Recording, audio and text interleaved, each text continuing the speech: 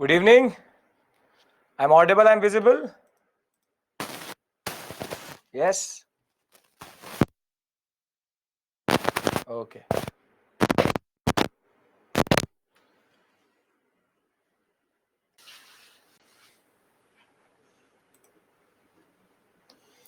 Good evening, good evening, good evening, good evening. We'll wait for 2-3 minutes as always.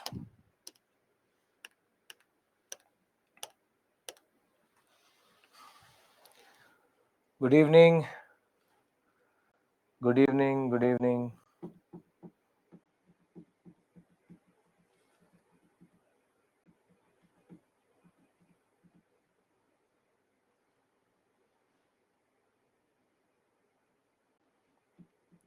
Good evening, Ghulam, Praveen, Shamil. Yes, today Gandhi will come back to India. First, we have to take him to South Africa, then bring him back to India.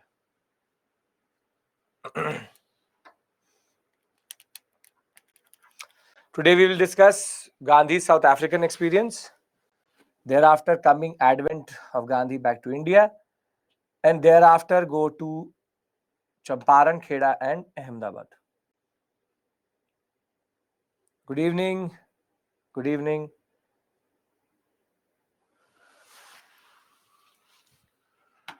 We'll be waiting 2 more minutes and then we'll begin.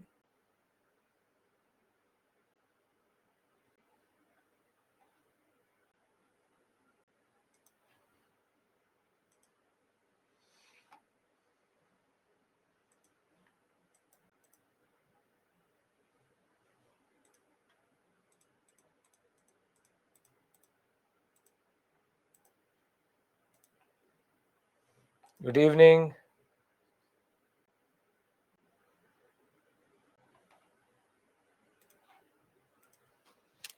Okay. Altaf, you have to practice. Practice. The more you practice, that will go away.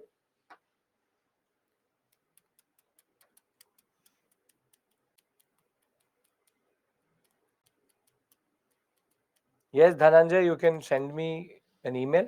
You want PSIR book list, anything. I'll send it to the mentors. They will call you. They'll figure it out with you. Good evening. Good evening. Chaitanya, you would have to actually wait for the batch to repeat itself. Just know which module you have to cover and automatically it will happen. Shaikh, just go basic overview of Bipin Chandra. You don't have to learn it. You only have to read it. Unnati, you can email me about that also, but generally practice is the only way you get it. So today, Sujay, it's only repetition. Now, we have to discuss South African experience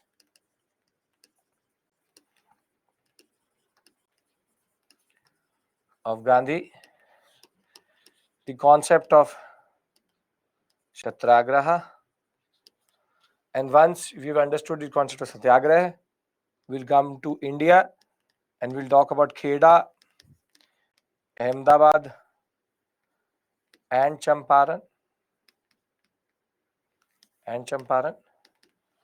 So we finally bring back Gandhi in 1915 to India, and we would have to understand it in the larger context of things. South African experience, and why is the South African experience so important? Because a lot of people just talk about advent of Gandhi. They don't talk about why was South Africa so important. What was so special about South Africa that it became the stepping stone to what Gandhi was in India in that sense. Umela, you can skip it. The PPTs are enough plus NCRT. Recorded, Yashika. Okay. Now, can we begin for today? Come on. We waited 5 minutes for everybody to join in. Everyone's here. Now, Indian politics, Indian national movement had been going in a lot of directions. You saw the three different ways in which Indian nationalism was pulling, which is, for example, the INC level politics, political extremism, the Surat split, the concept of what we call as the Lucknow Pact. On the other hand, there was another thing which was revolutionary activities. Revolutionary activities are happening in India and outside India. So basically, we have different strands which are there. You have the Home Rule League movement. The politics in India itself was based on certain understandings of nationalism, be it conservative or very, very limited of the moderates, to what was happening outside. So Indian nationalism was basically pulling in on multiple directions. But what all of them lacked, irrespective of whatever they were, was that we can never call any of this nationalism mass nationalism. We never call any of this mass nationalism because it is only one man who made Indian nationalism mass nationalism. It is Mohandas Karamchand Gandhi. Before him, while revolutionary activities were about individuals, the INC was about the politics, the home ruling was about still taking the people forward. Gadar, again, very limited. Swadeshi movements, less specific to Bengal. Nothing really was the epitome of what we call as mass nationalism. Mass nationalism means everybody is part of the national movement, everyone. Specifically, the peasant and the worker, the person who in the rural India, the rural sector itself, at the grassroots level, he is linked up to national movement itself. There's no person who had ever envisaged that. No person has ever thought of that. Nobody had a ground plan for that. Nobody believed in the peasant. But between 1915 and 1918, one man is going to change that. And we have to understand, why was Gandhi Gandhi when he landed in India on 9 January 1915? What was so special about him? And more than that, what was attracting people to him? More than that, Gandhi had a specific methodology, but that methodology had been already refined in South Africa. And that is why a lot of people don't talk about Gandhi's South African experience.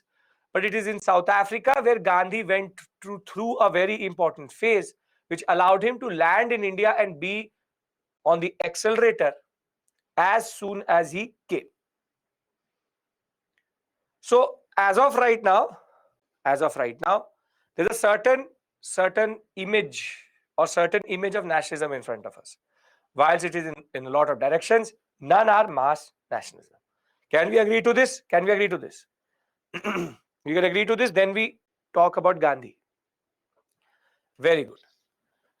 Now, what I'm going to do is I'm going to give you a timeline here. Timeline of Gandhi till 1918. And then we'll discuss the nitty-gritties or the details of this timeline. But this is the basic timeline in which we work today.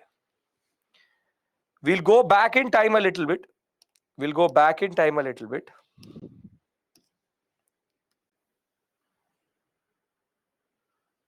And this is where our story is going to start today, which is 1869, which is the birth of Gandhi.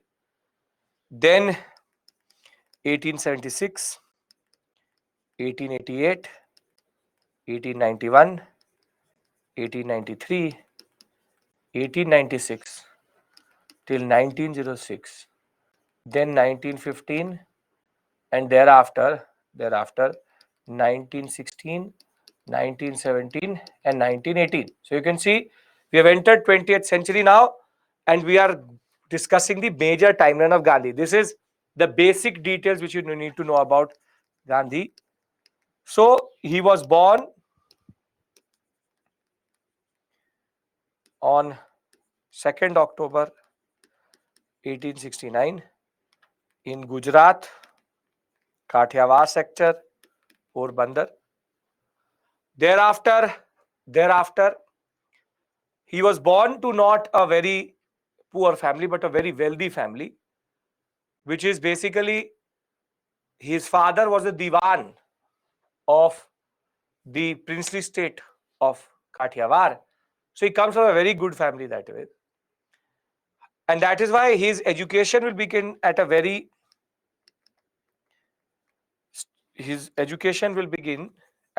young age in that sense. Basically, he will start to study in Rajkot. But the year 1888 was a very important year for him because he will depart for London to do his law studies, and he will complete his law degree in 1891. And in 1893, he will reach South Africa,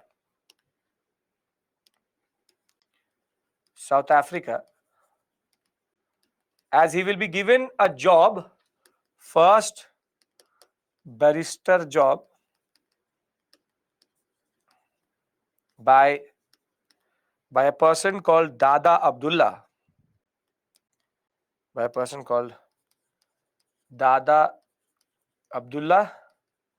who was a Gujarati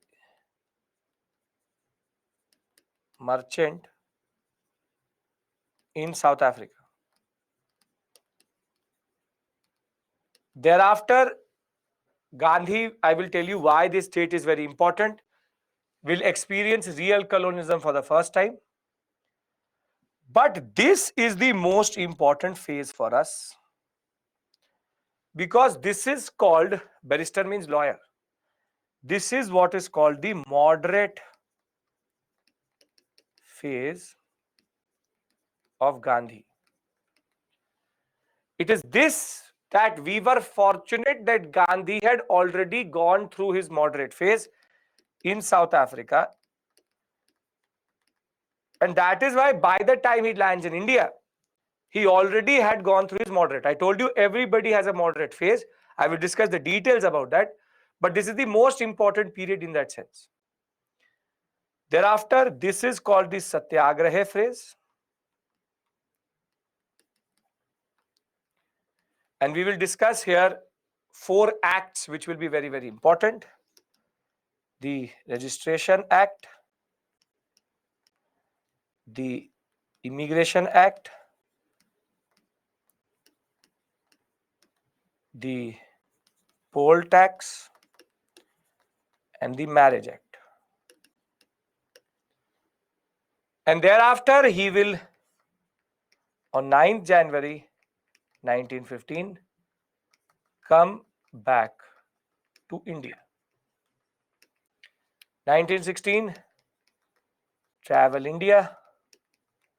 And in 1917 and 18, you have Champaran, Kheda, and Ahmedabad.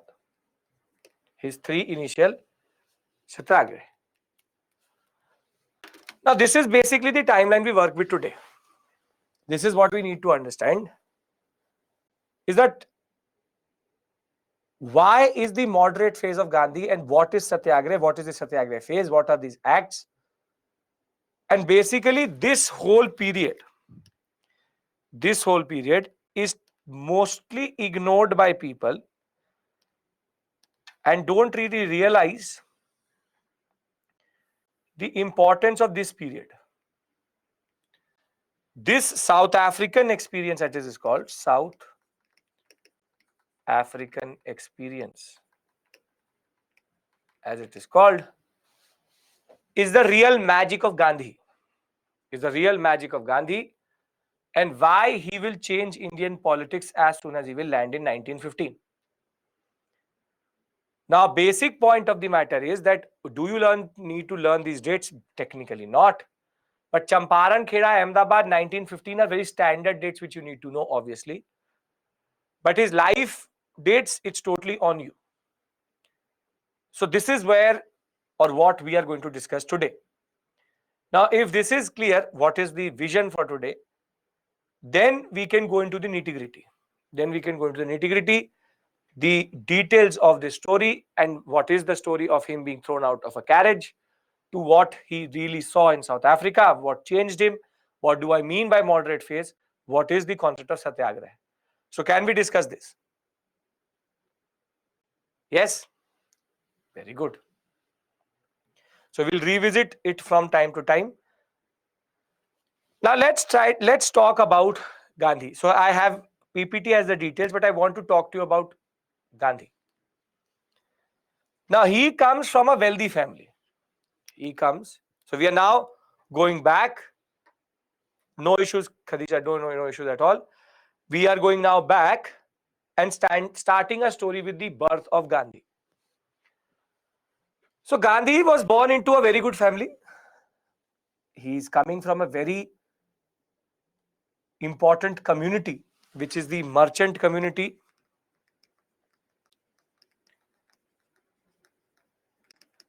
of Gujarat. And that in itself says quite a lot, because the merchant community had a lot of power, and as it is, they had a lot of resilience. They always used to push and push and push and push for concessions. So they are very, very adamant. They're very adamant community. But when Gandhi was born, he had a lot of influence of his mother, Putli Bai.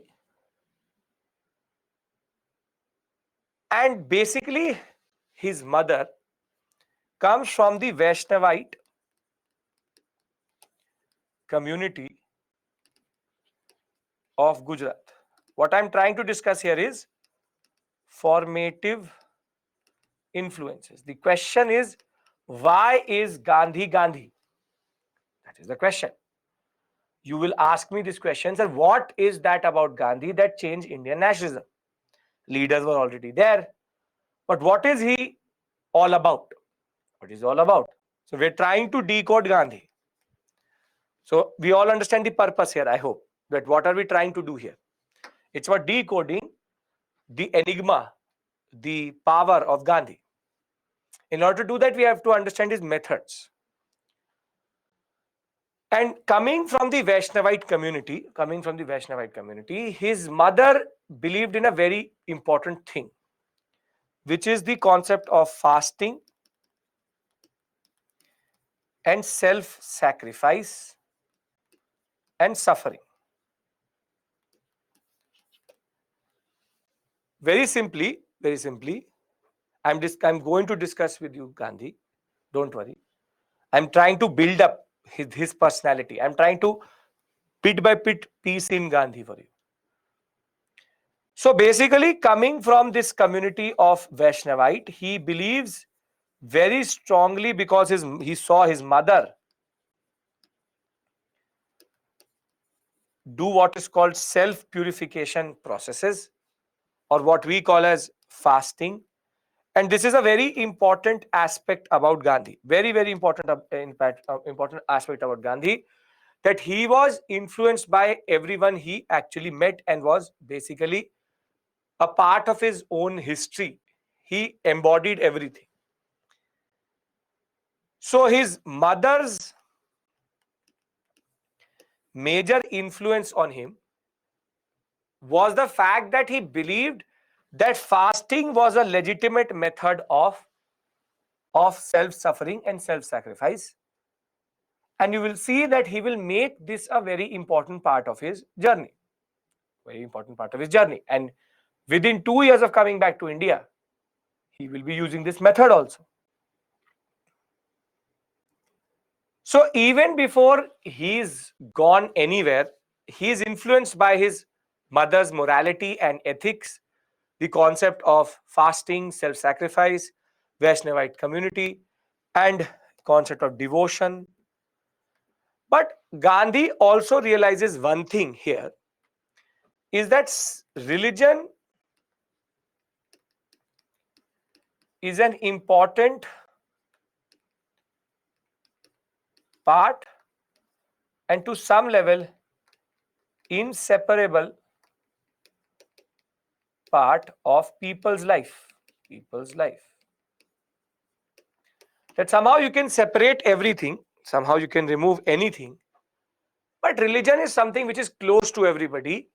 And looking at his mother and her devotion to religion, he was very close to this concept that religion can change and religion can influence. And you can see, I'll tell you how these things really matter.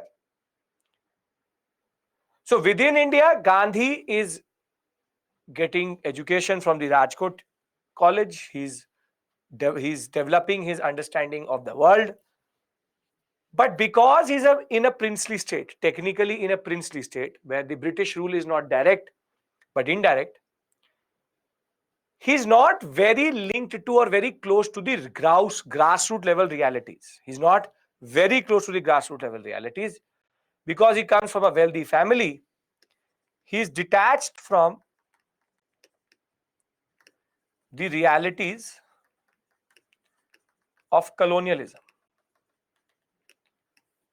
He's not seen colonialism as it should be, and because it's a merchant community, the merchant community had a lot of opportunity with the coming of the British. Gujarati merchants, as it is, were very, very wealthy. So his community and his experience was not very true to what actually was happening in India. And Gandhi has this innocence in him as of right now, which he will take with him to somewhere to London also. Till this point, everybody is understanding what is the influence of Gandhi, Gandhi's mother, the concept of fasting. You can see small points I'm adding to his personality. Now in 1888, Gandhi decides that he would not like to pursue his community's career, but rather want to go to London to pursue the law degree.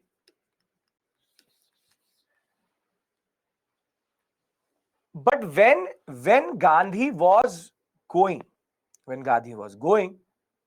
there was a lot of resistance from his community because going to London, crossing the seas was something, though it's a merchant community, but his small community, his own family never agreed to him going to London. So basically, Gandhi actually had to fight. Gandhi had to fight to go to London. And he was in a way also deemed as an outcast. As an outcast. People said that now that you're leaving for London, do not come back. There's nothing for you in India. And this is going to be very valuable information to us because that is why his choice to go to South Africa. So Gandhi, when he did go to London, he had to literally fight with his family, his community, which was based on the concept of crossing the seas, as you remember, Saat Samundar Par. And basically, the concept of losing caste, though Gandhi did not care that much, was something which will stay with him, Now, between 1888 to 1893, 1888 to 1893, these 5 years, he is in London. Who is sending to London? Who is sending him to London? He's applied to a college, he got there and he's going. He has the money to go to London. So why not? If I give you an option to go to pursue something in London, why not? So he had an opportunity to pursue the law degree, which was the only degree available. It's not a coincidence that most of the lawyers were educated in London. London had the best education at this point of time. So 1888, he will leave to go to London. And these 5 years, he will be in London. But again, Gandhi's innocence with regards to colonialism is somehow again protected in London, because in London, he again does not see, London did not see the real face of colonialism. Somehow for Gandhi, colonialism was much milder initially because he had not seen the real face of colonialism. He had not seen how the British used to beat up, how they literally hanged every Alipur conspiracy case personality, how they were tortured. He had not seen discrimination. And London at this point of time is a cosmopolitan city. So he's welcomed there also. The real face of colonialism is still not in front of Gandhi. So till 1893, Gandhi has not experienced colonialism. That is a simple point. He has not really experienced what is true British rule. But this London experience, cosmopolitan means very open, tolerant, everybody's coming together, mixture, melting pot. Now, being a cosmopolitan city and being in London was again important for Gandhi, because here he will read 2-3 very important personalities which will have a very important impact on him. So in these 5 years in London, he is going to read 2 very important personalities. One is called Ruskin, other Tolstoy. Ruskin and Tolstoy are two Western thinkers.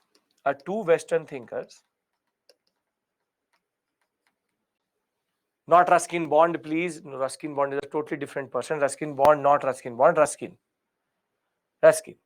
Again, not Ruskin Bond. Ruskin Bond, we read, is child author. Does not exist in 1888.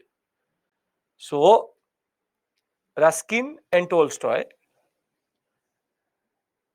these are Western thinkers.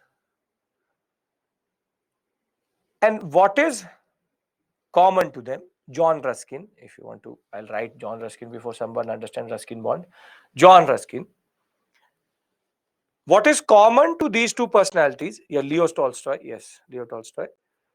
What is common to these two personalities is that they talk about morality, truthfulness, and what we call as passive resistance.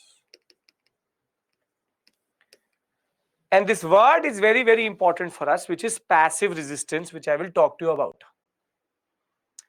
Basically, they talk about how your morals need to be uncompromisable. Truth is something which you need to seek. And not all resistance should be active. I will tell you, just hold on to the concept of passive resistance. I'm coming to it very soon. So basically, he will develop his larger ideology of truthfulness, morality, uncompromising ideals. The concept that ideals are very important is something which he will pick up from here. But we all can agree that still Gandhi is in a cushion. He's in a pillow of British colonialism, which not everybody has and not everybody has seen. And not even seen. So I'll give you the names of the book. Don't worry. First, listen to me. Can we all agree that till 1893, he has this basic innocence, which he does, which is that he's not seen colonialism. He's not seen it in home. He's not seen it in London. He believes that the British are very just and believe in law. According to his mind, Minu, wait on passive resistance, I will tell you. In his mind, the British believe in law, equality of law. Law prevails for them. Something very important, the justness of British rule. And we all know that is all a sham. It is technically all incorrect and untrue. But he has this moderate type of mentality, which is the justness of British rule. British rule is about grandeur, it's about power, it's about law, it's about equality of law, rule of law. The first democracy of the world itself, the constitutional monarchy of Britain, is something which is divine. It is something which everybody wants. And this is what he embodies,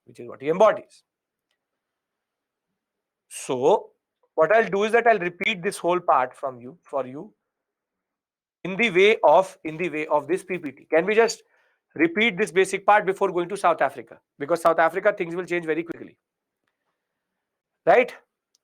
So, 2nd October 1869, Mohandas Karamchand Gandhi is born in Kathiawar, Porbandar.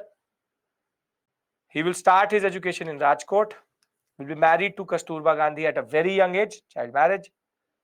And he will leave on 4th September 1888 to go to London and study law.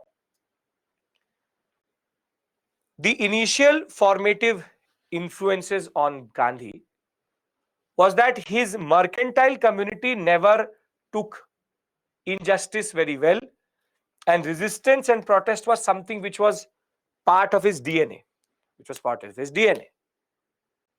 Then from his mother, he takes the concept of self-suffering and fasting, which is Mother Putlibai. And he stood for himself, fought with his elders to go to London, and there he will read Tolstoy, The Kingdom of the God is Within You, and emphasize or pick up the concept of morality, truthfulness, and simplicity. He will further read John Ruskin until the last. You don't have to learn this, but somebody wanted the details, which is the concept of simple, self-sufficient community living. He'll also read Ralph Waldo Emerson about individualism and the individual being important, how an individual can change the world.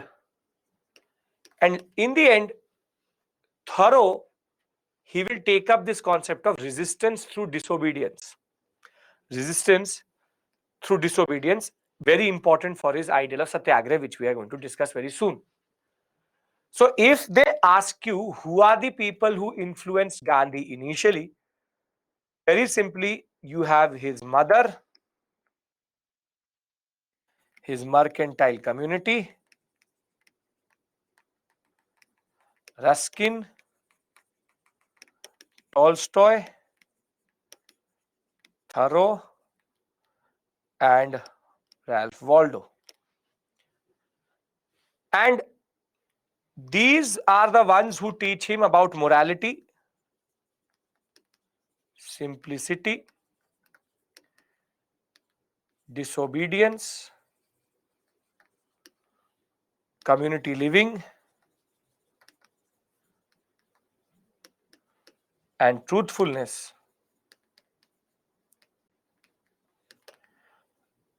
And on the other hand,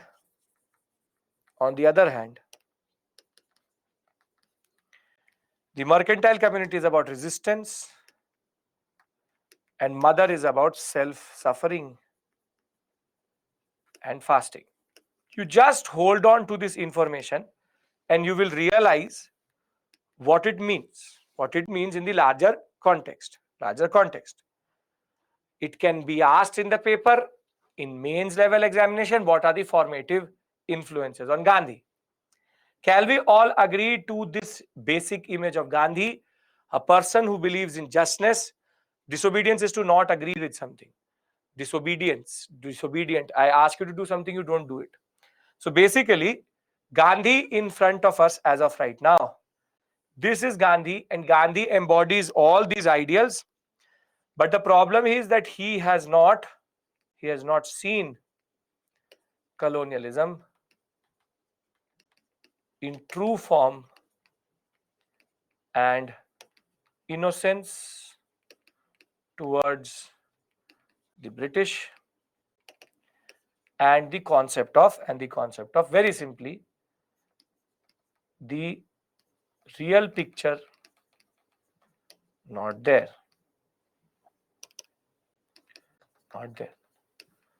If we all agree,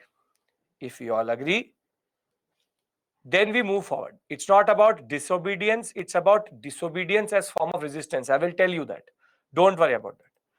We all can agree to this basic concept, then only we go forward. I want you to imagine Gandhi standing for the ship which takes him to South Africa, with all this twinkle in his eyes, with heart filled with the British law, the faith in the justness of the British, that the British can only do good, no bad. And this is the Gandhi which stands in front of us. And he is this suit boot Gandhi who thinks that only good things can happen under British rule.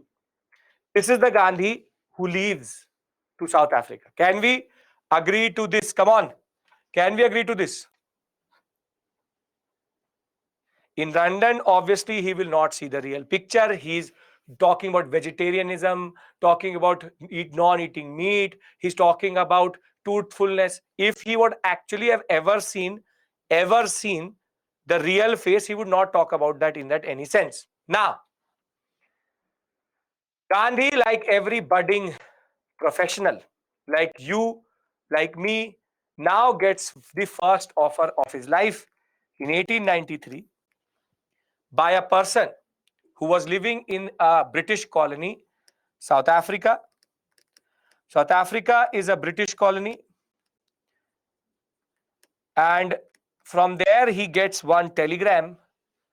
Dada Abdullah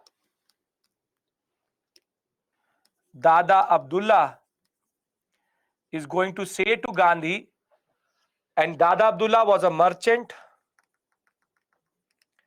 who stayed in South Africa, and he is a Gujarati merchant. So the Gujarati connection helps him. So Dada Abdullah is going to offer his first, or rather, Dada Abdullah will offer Gandhi his first job, which was to come and defend the Indian community in a small case in Pretoria. Pretoria is the capital of South Africa. So Gandhi, why did he not go to India? If he had got an offer from India, why did he not go to India?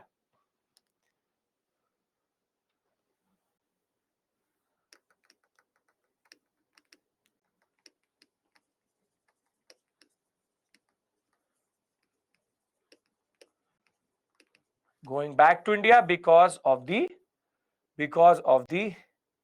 fight to come to London, and how he had been humiliated and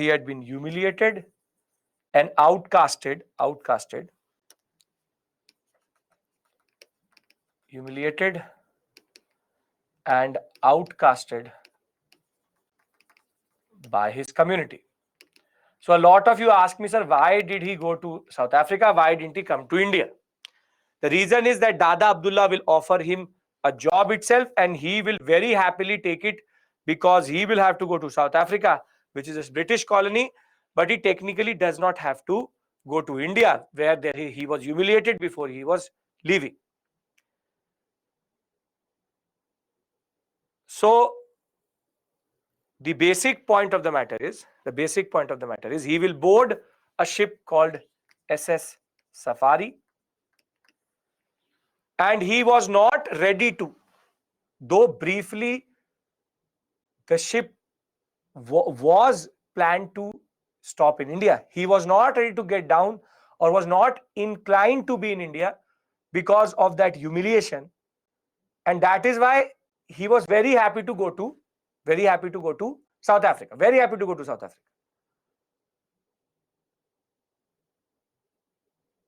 Now the point is, you should ask me this question, very, very simple question. What are Indians doing in South Africa? What are Indians doing in South Africa? What are Indians doing in South Africa?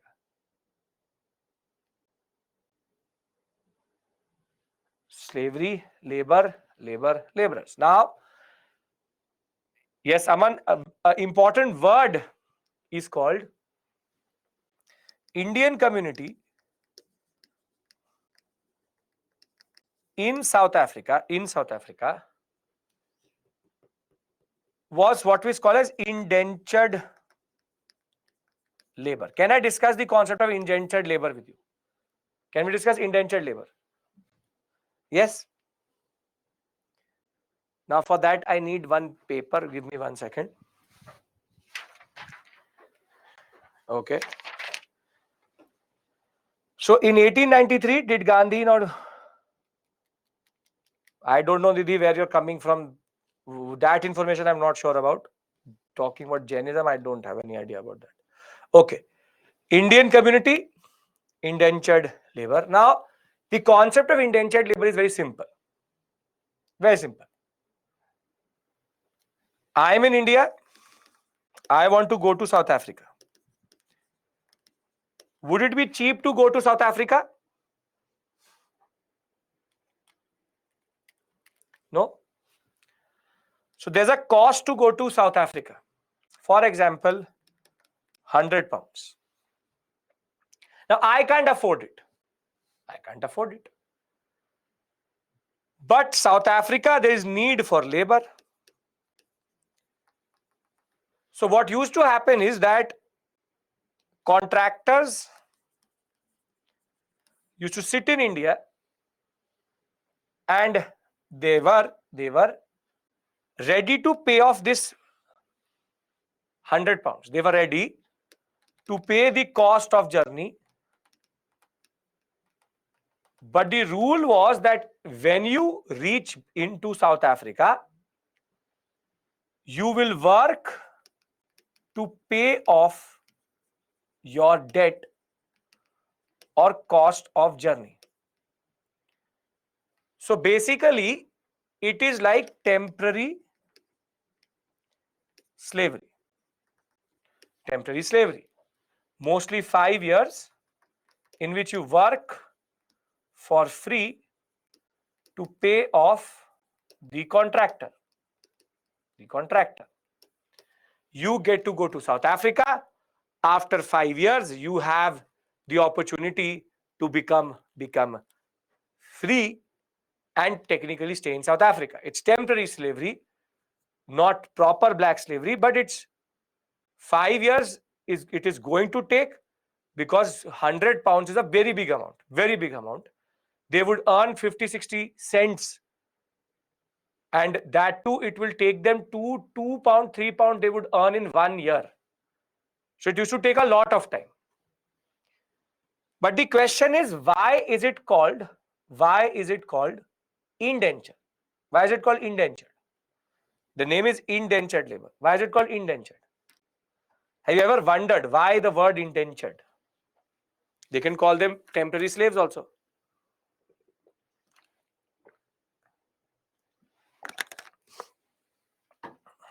Now, the reason lies in this paper. Basically, when a indentured labor used to go for a contract, On this paper, on the up or the upper side and the lower side, there would be a form that I agree to go to South Africa and pay or work for free for the payment of £100, which is my journey. Same thing would be written down, same thing would be written up, like you've seen a challan, how it is. And this is the contract which binds them. However, what the contractor used to do was, he used to tear the paper. He should tear the paper into two. One he would keep, and the other one the laborer would have. Now, there is no ID card, no Aadhaar card that basically you go for the Aadhaar authentication that you are the same person. But basically, the word indenture comes because these indentures are marked together. When I will bring this paper together, it will in turn match. So this is called indentures. You can do it yourself. If you tear a paper, there's a tear mark. And this is called indentured or indentures.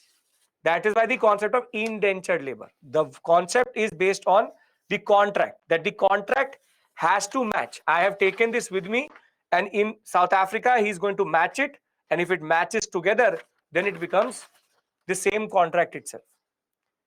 So now, this is what the Indian community is known for in South Africa. Major indentured labor in South Africa. They work together. In so small bands, but in South Africa, Indians are a different shade of color. You have whites, you have blacks, and the Indians come in between, which is brown. And neither are they white or they are black, but discrimination is based on color. Discrimination is based on color. So the simple point here is that the Indian community in South Africa was a major community. Some of them were indentured labor, some of them had worked off their indenture. So there are both type. Now please remember this point because I need this for you. Concept of free Indian and an indentured Indian. Free Indian is the one who has paid off his indenture, and the indentured Indian is the one who is still working under the contract. Is this point clear, everyone? Is this point clear? That what are the Indians doing in South Africa? Now, Gandhi reaches Durban and he has to take a train to Pretoria.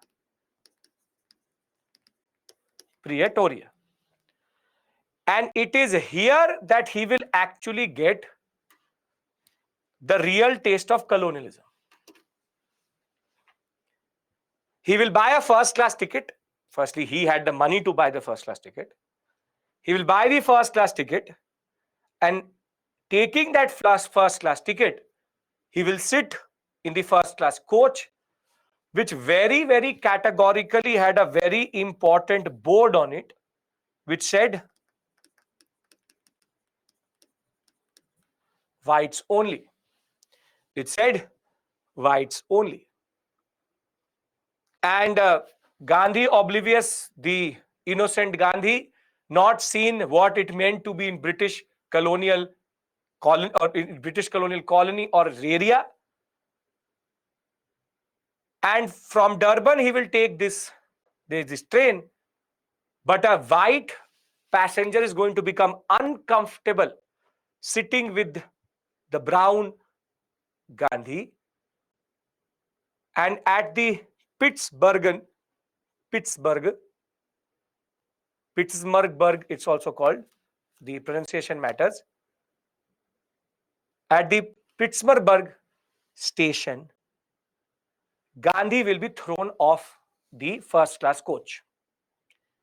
He'll be literally picked up and thrown on to the station, and he will be said that go back to where you belong and go to the coach which belongs to you, which is the third class or general coach itself. Now Gandhi sees and Gandhi knows and is able to see what British colonialism is, which is based on racism, discrimination. He will say that I have legitimately bought this first class ticket. The person will take the ticket and tear it and say, we don't care if you bought it or not. He will protest. The innocent lawyer, barrister, the lawyer Gandhi is going to protest, but nothing is going to happen.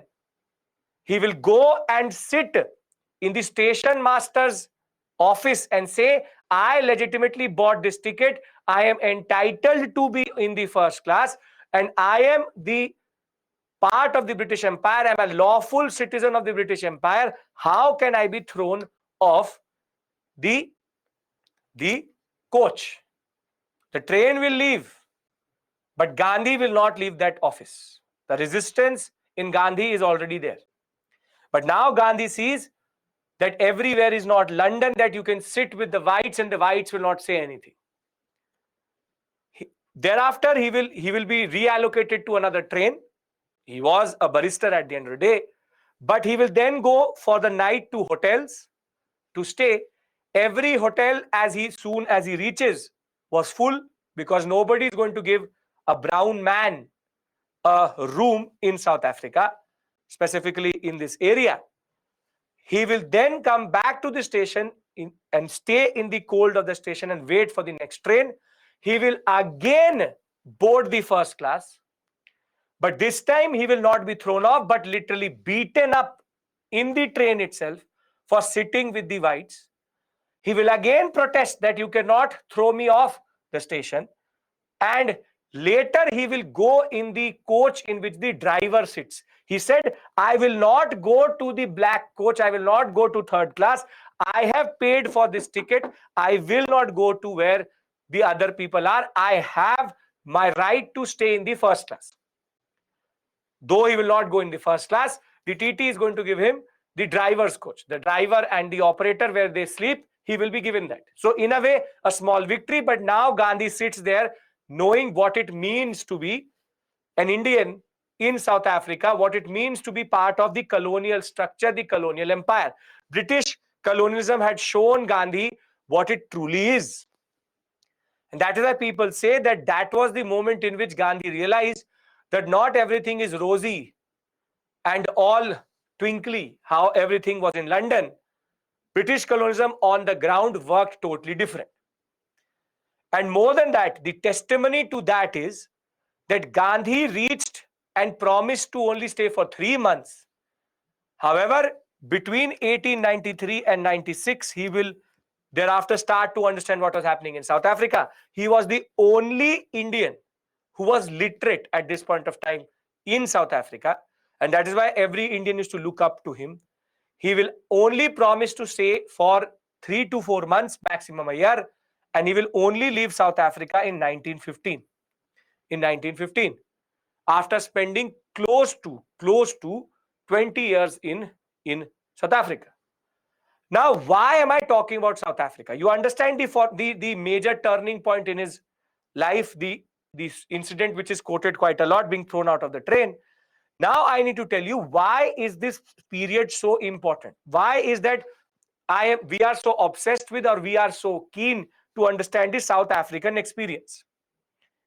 And that is linked to this period between 1893-96 to 1906, which is called the moderate phase of Gandhi. I have all details with me, don't have to worry. Once I'm done with this discussion, I will talk about moderate phase. Gandhi now has seen the real face of colonialism. He is now representing Dada Abdullah in his different types of cases. But now Gandhi starts to think. Now you see, why do I call it the moderate phase of Gandhi?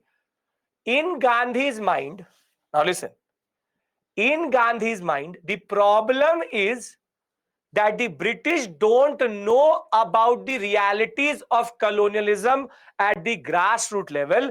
And if he is going to petition and make them show or write big letters and show them that there's a problem, that he was thrown off a train, the British will be just and will act in their legal manner. Where have we heard this argument previously? That the British are oblivious, वो जानते नहीं, they don't know that things are happening on the ground. Yes, the moderates in India.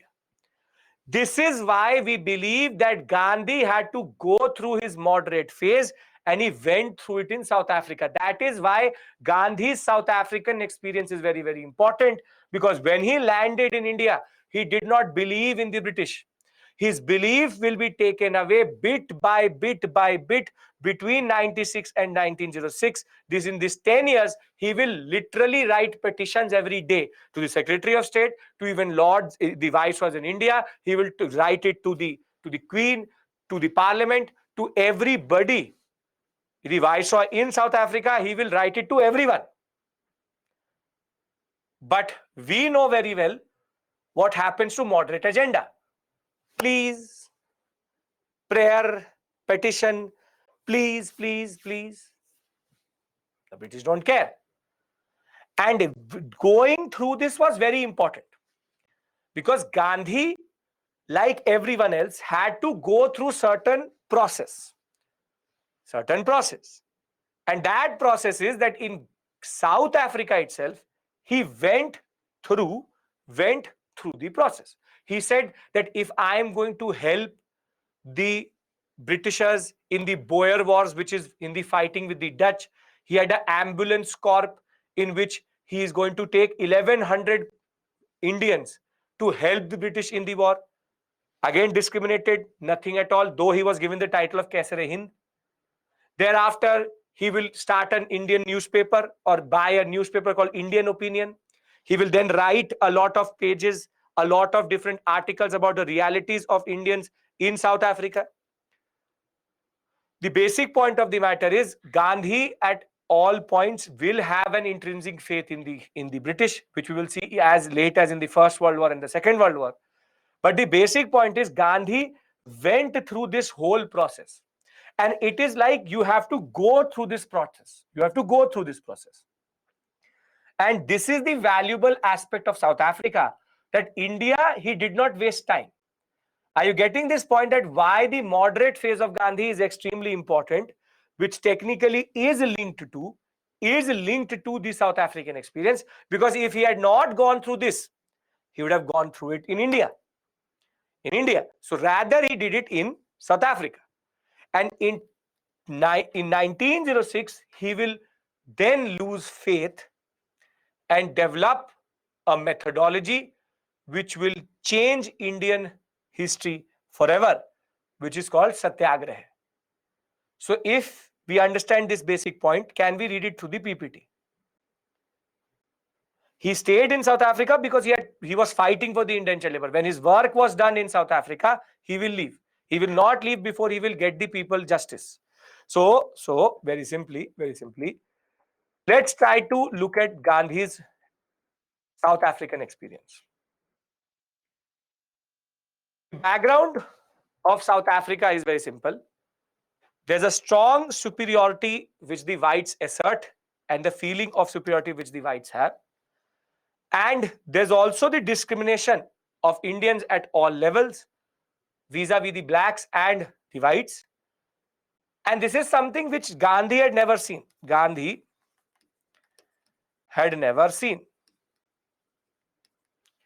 And that is why when in June of 1893, he will be thrown out at the Pietermaritzburg station, that moment will change everything. Because now Gandhi will see that what real colonialism was. Now, I'll come back to this slide again, but basically, he will go through his moderate phase. Where first he will find a concept of Natal Indian Congress. Natal is a place. And at Natal, he will find the Natal Indian Congress to fight prejudice. Then he will even ask Gopal Krishna Gokhale, who Gandhi considers his political guru. Gopal Krishna Gokhale to move a motion in the Congress in India, which is the Calcutta Congress session in 1901, about South Africa, how South Africa is technically being discriminated against, but we Indians had bigger issues to solve. And he will then also find what is called the Transvaal British India Association. Can you see the moderate influence in this name? Can you tell me what is that?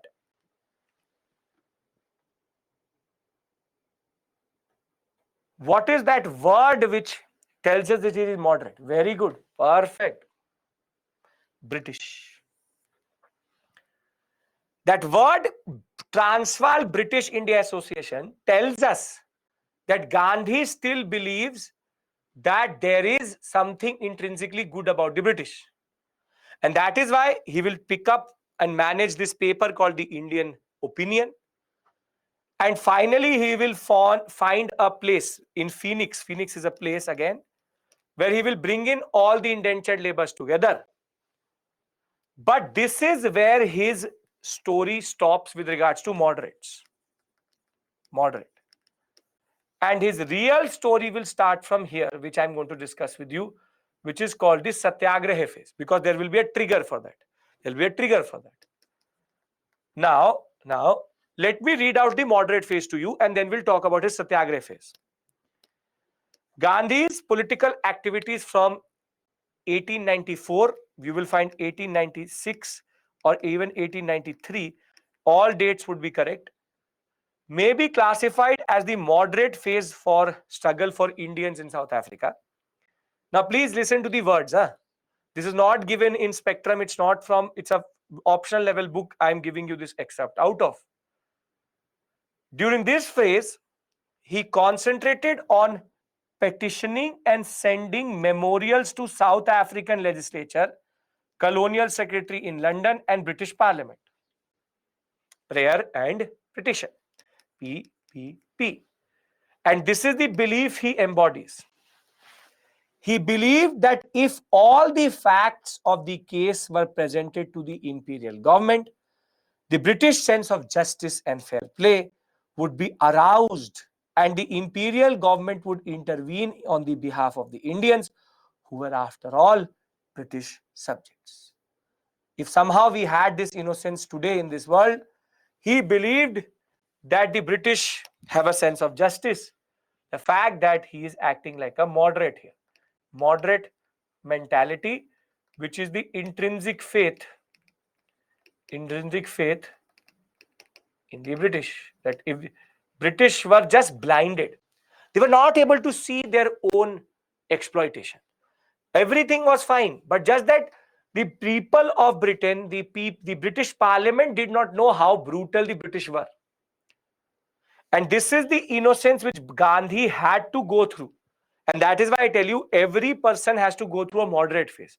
Now, do you realize why moderates are a very important part of any process, any movement, or any larger form of resistance? Because if you will not lose this faith, then only you go to your real phase, in which you have no faith in the person in front of you. His attempt was to unite different sections of the Indians and demand everything publicly. He tried it via the Natal Indian Congress, the Indian paper, through the Indian Opinion. However, by 1906, Gandhi had fully tried the moderate methodology, and now he was convinced that nothing else is going to work. He has to move on. And therein comes and the rise of what we call as Satyagraha phase. Now, can I discuss what is this concept of Satyagraha? Okay.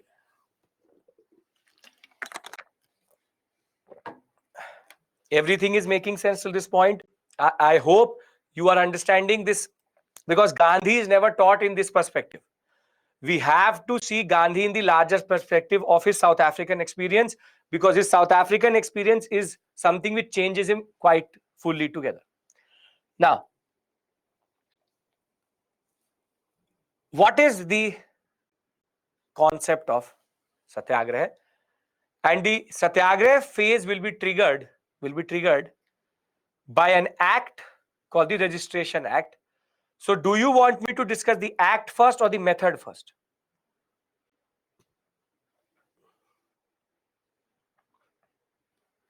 The act first, then method. Okay, no issues. See, the way Gandhi actually became what he was that in 1906 there was an act which was introduced which is called the Registrations Act. And under Registrations Act, there's a clause now. There's a clause, and the clause is that every Indian needs to carry with him or her a photo identity card with fingerprints and failing to do so would be punishable by jail. Imagine today the government of India says that every man, woman, wherever you are, wherever you go, wherever you are, and wherever you're going, has to carry the Aadhaar card with them always, at all times. And the police has the right, police can ask for it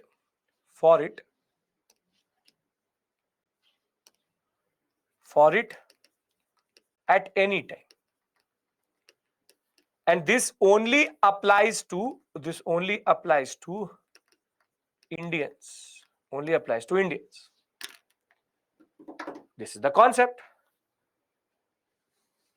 Every moment, every time, you need to carry a photo ID card. And it's technically called surveillance, that you want to check, are you a legally person or in India? Are you a person who has not done some crime? The basic point is the Registration Act is a proper form of surveillance and control. To some level, this is still there in America. If you go today, if you're an Indian citizen, you have to carry your passport with you. But the police can ask you, you don't have to carry it with you forever. But here the concept is at all times. And now Gandhi saw this as a moment of, or as a testimony to the concept of the civil rights or human rights being taken away. And now this is what is going to change his outlook. And he will say, enough is enough. We will now give up honor, prayer, and petition. And we now follow my methodology of Satyagraha and something called non-cooperation. So I will now discuss Satyagraha with you. You understand the starting point. The starting point is the Registration Act, but there are 4 acts which I need to discuss with you. But you understand the starting point. Now let me discuss with you Satyagraha. Now Satyagraha literally means Satya ka Agrah, which is to push for truth or struggle for truth. But the word which he used was actually, this was all in South Africa. The word which he used first was not Satyagraha, but the first time he used the word passive resistance. And therein comes the concept of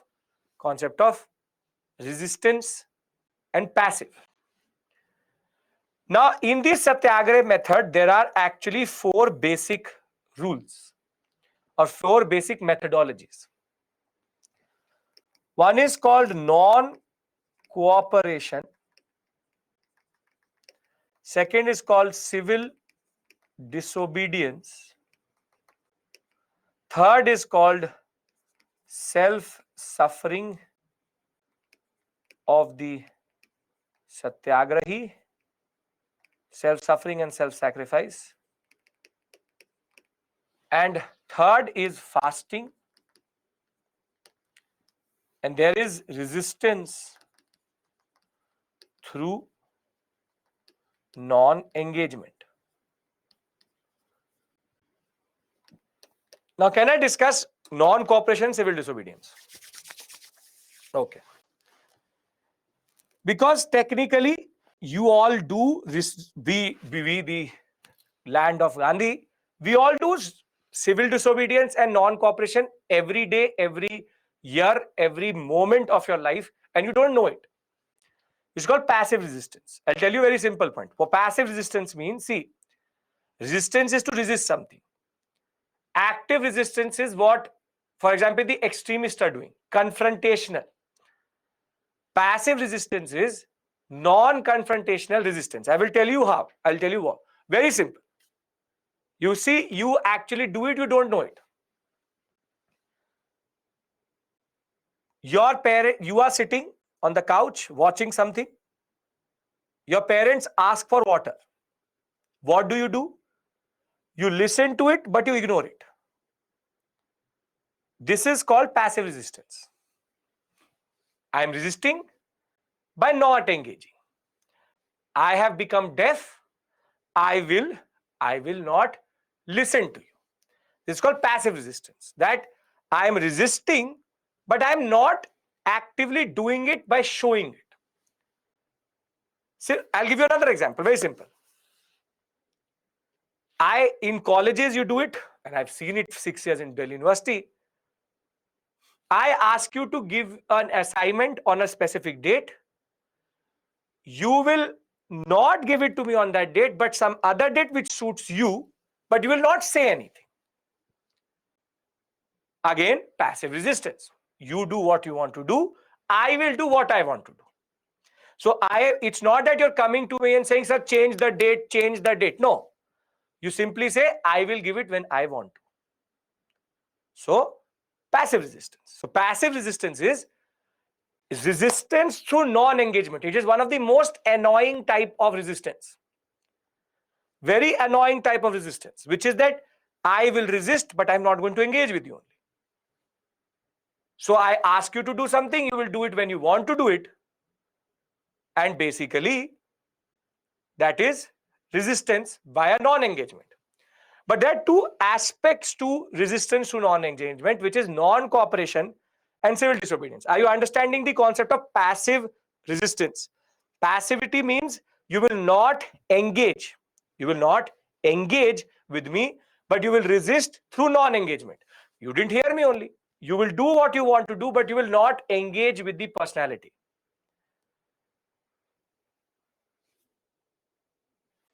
Now, what is non-cooperation? What is non-cooperation? Non-cooperation is basically I will not follow your rules. I will not cooperate with you only. So I'll give you a very simple example. Non-cooperation. In India, everybody has to wear a helmet. When they are riding a bike, everybody has to wear a helmet. Yes. But you would have seen certain people having a helmet, but in their hand. That is called non-cooperation. It is resisting the rule by not cooperating only. I have the helmet, but I will not wear it. Wearing the mask under your nose was non-cooperation. I have the mask, but I will not cooperate with you. I will not cooperate with you itself. That is the first phase of any, in Satyagraha, non-cooperation is always the first phase, which you do, which is that your parents, you want to go to a trip, you want to go somewhere, for example, to Goa. Your parents will, go and ask your parents that, can I go to Goa? They say no. So your initial response is going to be, you will start to non-cooperate. The phone is ringing, you will not pick it up. They are struggling with something in sending something on WhatsApp, you will not help. You will basically not cooperate with them. You are resisting by non-engagement. It's not that you are actually saying something to your parents, you're just not cooperating. Ghanti baja, I'm not going. The bell rang, I'm not going. I don't exist in this house. I will not cooperate with you. So non-cooperation is basically what Gandhi did in the Registration Act. And in Registration Act, the concept was very simple. Gandhi's understanding was that we will keep the paper with us. We will keep the paper with us. But when the police will ask us that, do you have the registration paper with you? You say, no, I don't. So the police will arrest you. They will take you to the what we call as the police station. And at the police station, when they start to write the complaint, you take it out and keep it in front of them. Now you see how annoying it is. The police had to take you, they take you to the police station. And then when they say, do you have the Registration Act? Yes, I have it. I did not cooperate with the British. I did not cooperate with the British at that moment. And that is how I technically annoyed that power. It's about annoyance. So non-cooperation movement is, we will not cooperate with any of the laws you have brought in for us. We will not cooperate only. Are you getting my point? Basic point of the matter is, you all do it, but you don't know it. Not giving it on the date. That is the concept. That is the concept.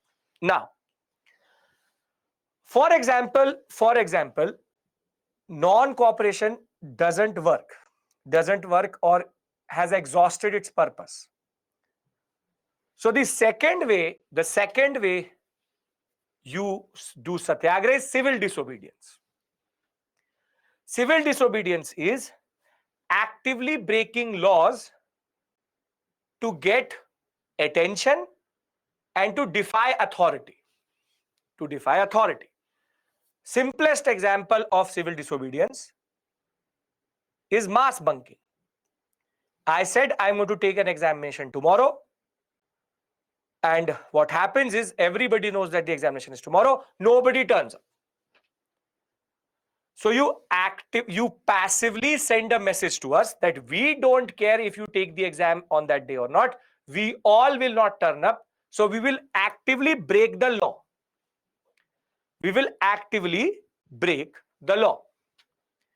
Which is civil disobedience. Not big laws. Obviously, you don't start to murder somebody. But laws which are annoying laws.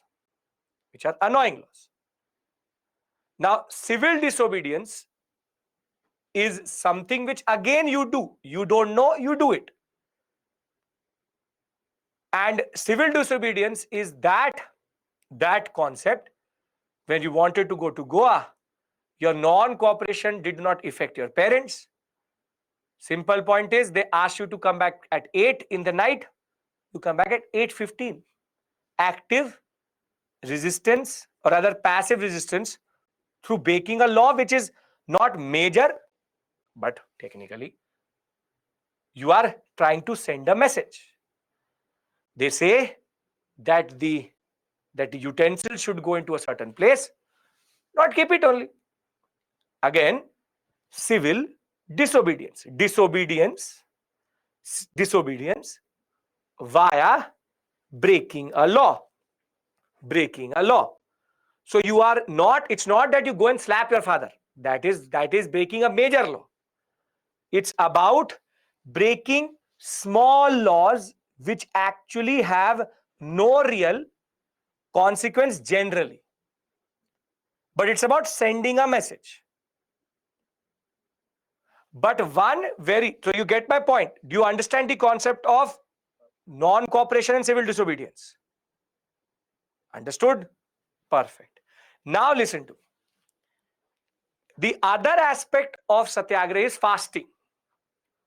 And the worst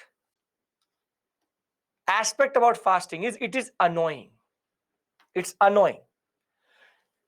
The simple point, the difference between non-cooperation and civil disobedience is, in non-cooperation, you don't break the law. You don't follow the law, but you actively break the law in civil disobedience. Non-cooperation is that I will not pay rent. So that is non-cooperation. I will not cooperate with your rules. but I will not break it in the end. But civil disobedience is about breaking laws to send a message. Now comes fasting. When we talk about fasting, it is one of the most annoying types of satyagraha. I ask you that you give me an assignment tomorrow, and you say, sir, I will fast unto death. And if you don't change it for day after tomorrow, I will kill myself.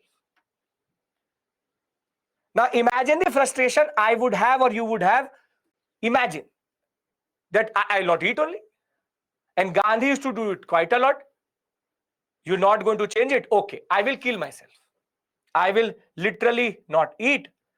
But the basic point of the matter is the Britishers will not care initially, but once Gandhi comes to India and Gandhi dies doing fasting, every Britisher will be put up on a stick and burnt. Gandhi's aura, I will tell you, Gandhi's aura, therefore, was linked to a certain power, And fasting in that sense can basically be linked to this concept. So fasting in that sense has a major important concept within it, which is I am actively going to make you submit to me. But what is important in all of this, what is important to all of this is that though an individual can do it, the timing and the coverage matters. The timing and coverage matters. What do I mean by that? See, if you will every time fast, no one will care. So Gandhi did not fast on everything. You fast at the right moment, you will get the right concept. And basically, if I ask you to mass bunk and then 10 people turn up, then it's technically going to undercut the whole concept itself. Simple point is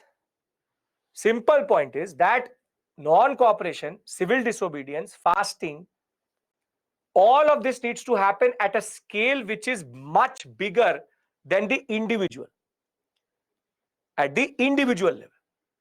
So simple point, self-suffering is something which is expected from a satyagrahi. The satyagrahi trains himself, and this training is very, very important because he has to suffer multiple times, because there could be that you do civil disobedience but multiple times. So you would have to go to the jail, then come back again, then go to the jail, then come back again, go to the jail, come back again. So basically, you need to have this willpower to resist constantly. So satyagraha generally are these following features, and these all become, and you will see in India, he will take out each one of them and show to the people how they work. Clear? Satyagraha clear? Then I go to the South Africa and we discuss how it was used in the first or the 4 acts itself. Okay. Simple point. Resistance through non-engagement is called passive resistance. Please understand this very, very clearly. If you engage, then you are not a satyagrahi. You are not a satyagrahi. You have to not engage with the oppressor. It is about wearing down the oppressor literally via your disobedience and your non-cooperation. Okay, now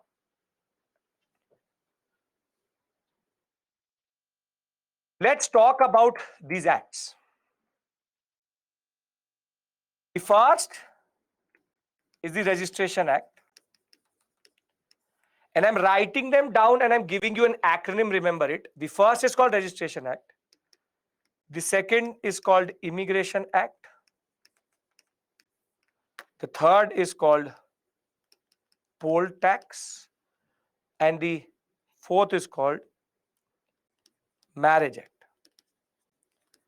Please remember it. Mains area, very important generally. MPR, rest in peace, Mahatma Gandhi. RIPM, this is in chronological order. If they ask you to put it in chronological order, you put it in chronological order. But RIPM, please remember, is the code which will help you in learning it for the prelims examination. So passive resistance through non-engagement, passive resistance and non-engagement resistance is the same thing. Self-suffering is the power to restrict no, it's not about restricting civil disobedience. Civil disobedience will make you suffer, and you have to suffer that over multiple times. So self-suffering. Okay. All of this is happening in South Africa. All of it is in South Africa. Registration Act, Immigration Act, Poll Tax, and Marriage Act. Now, can we discuss this? So, RIP, rest in peace, marriage, or rest in peace, Mahatma, whatever works for you. Now, I'll give you the concepts also. Registration Act was the concept of having to carry the fingerprint and photo identification card at all times. Immigration Act was that Indians cannot move in certain parts or cross over to provinces without permission. So in order to go from one place to the other, for example, from A to B, you would need British permission. You would need British permission. And poll tax is the concept within South Africa, obviously, within South Africa. The most brutal out of all of them was the Poll Tax and Marriage Act. And I'll just give this to you, and then we'll take a break and come back and discuss how Gandhi talked about it or how he tackled it. Poll tax was that if you are a free Indian, which is you have served your indenture, then in order to keep that status, you need to pay £3 a month to the British. And this is again very brutal, which is that you have now served your term. You have served your 5-year period. You have become a free Indian. But if you want to be a free Indian and you want to be seen as a free Indian, which is non-indentured Indian, you pay them £3 a month in order to keep that status, which is technically injustice. Because £3 is a very big amount, and that amount needs to be paid. For example, imagine to be citizen of India, we had to pay a tax for indefinite time. The basic point of the matter is that I would have to pay a tax every month to be recognized as an Indian. So, Registration Act is about Indians carrying this ID card. Immigration Act is about the Indians cannot move around in South Africa without permission. And poll tax is that if you have already become free, you pay this tax. You pay this tax. And the last of this, or the worst of it, was any marriage not done in Christian rituals and and not registered with the registrar of marriages is an illegal marriage. Basically, it makes Indian marriages, all all the religions, be it Hindu, Muslim, Parsi, or Sikh, all the marriages are technically invalidated. All of them are invalidated. Because if it is not done, Jain, Buddhist, any marriage, if it is not done under Christian rituals and if not done with the registrar of marriages or not registered with the registrar of marriages, basically it is null and void, making every husband wife in South Africa and basically not married, and every child illegitimate child. So these four acts are the four acts in which Gandhi is going to apply his satyagraha method. But as of right now, what you need to do is have a larger picture here. Registration Act, you have to have your ID card with you always. Immigration Act, you cannot move freely. Poll tax, if you have already paid, if you've already got your, or you paid off your contract, you need to keep that status. You give us £3 a month. And any marriage which is not Christian automatically gets invalidated. Basic point is Hindu marriages, Muslim marriages, Parsi or Sikh, did none happen within the concept of the church. So therefore, if the marriage is not in the church, it is invalid. Remember, it is invalid. And the simple to simple point is Gandhi will have success. He will be able to make all of these four go back. The British will have to take it back. But that I will discuss with you when we come back. Basic formative influence, the concept of Satyagraha, and these four acts. Are these three things clear?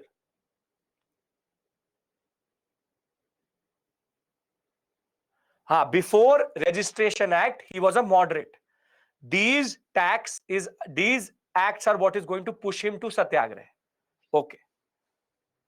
Except poll tax, nothing earns British the money. But it was about sending a message. It was about discrimination. It's about making the Indians realize what is their place in the empire. That is the basic point. Poll tax, nothing. That if I become an indenture, I work for free for 5 years. Once I become a free Indian, I'm free to work anywhere. But I have a status. My registration card will say free Indian. But if you want that free Indian tag, you pay for it. That was not there beforehand. Dates are not needed. Rahul, all dates are between 1906 and 1915. 6, 8, 9, and 10. But I'm not putting that. That does not really matter. Are we all on the same page with regards to this? We can take a break now. If it is registered with the registrar office, then it is legal, but he will not register it because he will ask for where was it done, what was the concept. Done? Perfect. So it is what? 6:33. We come back at 6:43. When I come back, I revise everything and we move forward. Okay. See you.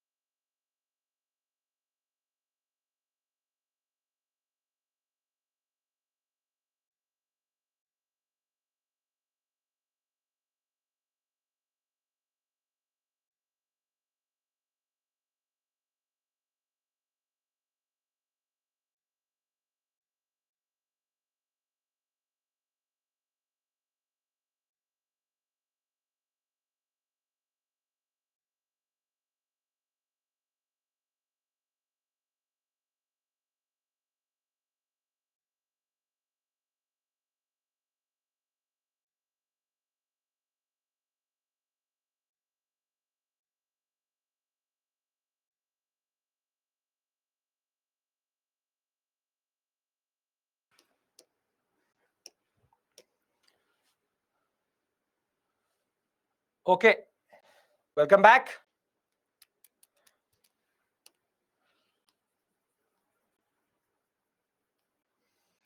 Right. Can we begin our discussion again?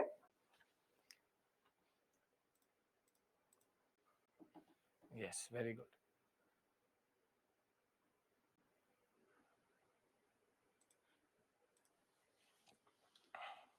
So we know the four acts. See, what have we done till this point is that we've understood the concept of Gandhi's formative influences. And you can see that in the method of Satyagraha, all these formative influences are going, which is the concept of the fasting, then the concept of resistance, the concept of disobedience, the concept of truthfulness. That is why it's Satyagraha. And the basic point of the matter is that the South African experience is important because Gandhi is able to fine tune his methodology before landing in India. So he's gone through his moderate phase between 1896 and 1906, and thereafter comes the Registration Act in 1906, which is in turn going to trigger the way Gandhi is going to transform his politics totally. And the point of the matter is Gandhi will use each of these methods in each of these moments, but he will also develop a very important strategy for protest here in South Africa only.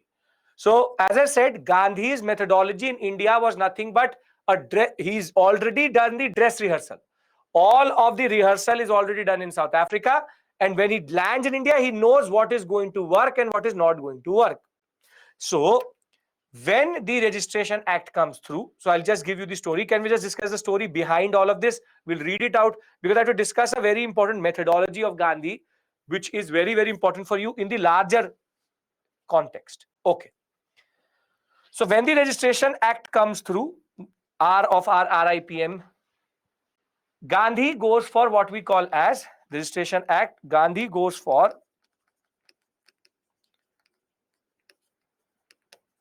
non-cooperation. And the basic point of the matter was, he said that no Indian will carry it. And if you are carrying it, you don't give it to the police personnel. And you only give it to the personnel when you've reached the police station. And in the Registration Act, scores of Indians, will not cooperate with the British police in South Africa.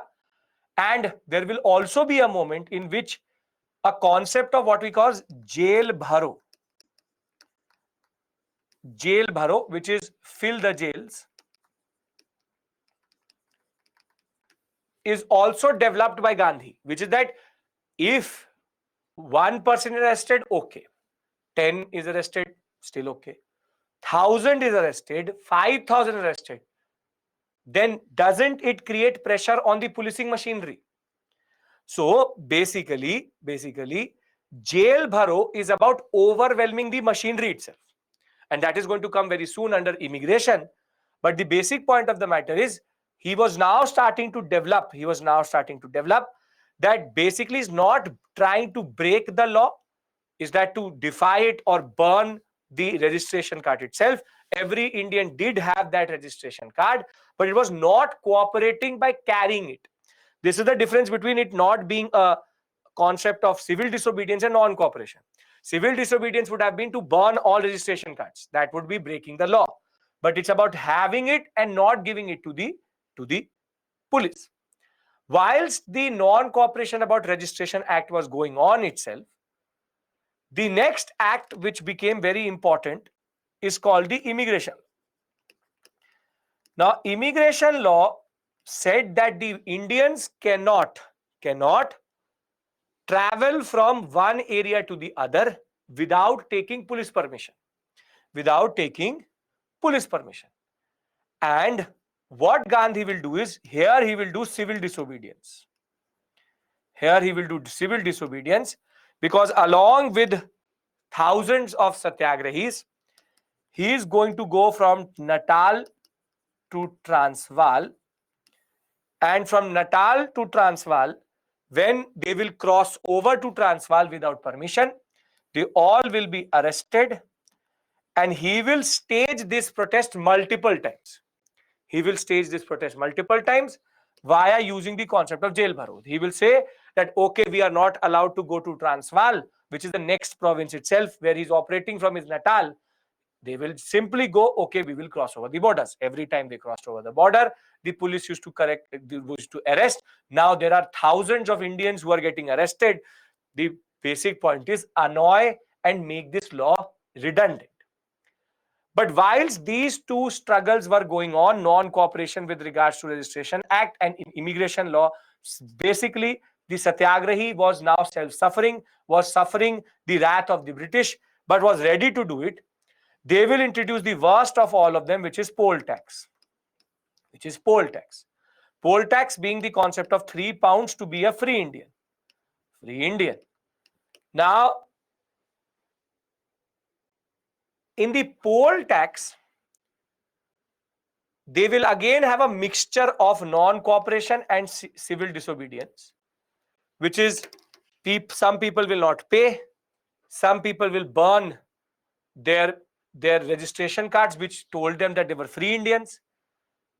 But by the time you come to poll tax, Gandhi has now been pushing the people for 3 years back to back, and now he learns a very important concept about mass movement. Can we discuss that important concept? That he has seen that people are ready to sacrifice. People are ready to sacrifice. They're ready to go on and on and on. But now he can see what is called a fatigue or overheating of a movement, which is called overheating of a movement, which is that people were going in and out from jail day in, day out, day in, day out, day in, day out. And Gandhi will now have to understand that people can only struggle and they can only sacrifice till a point. And very famously, once the poll tax will start to overheat the whole movement, Gandhi will take a little bit of a draw, which is called a truce, and I'll tell you the concept.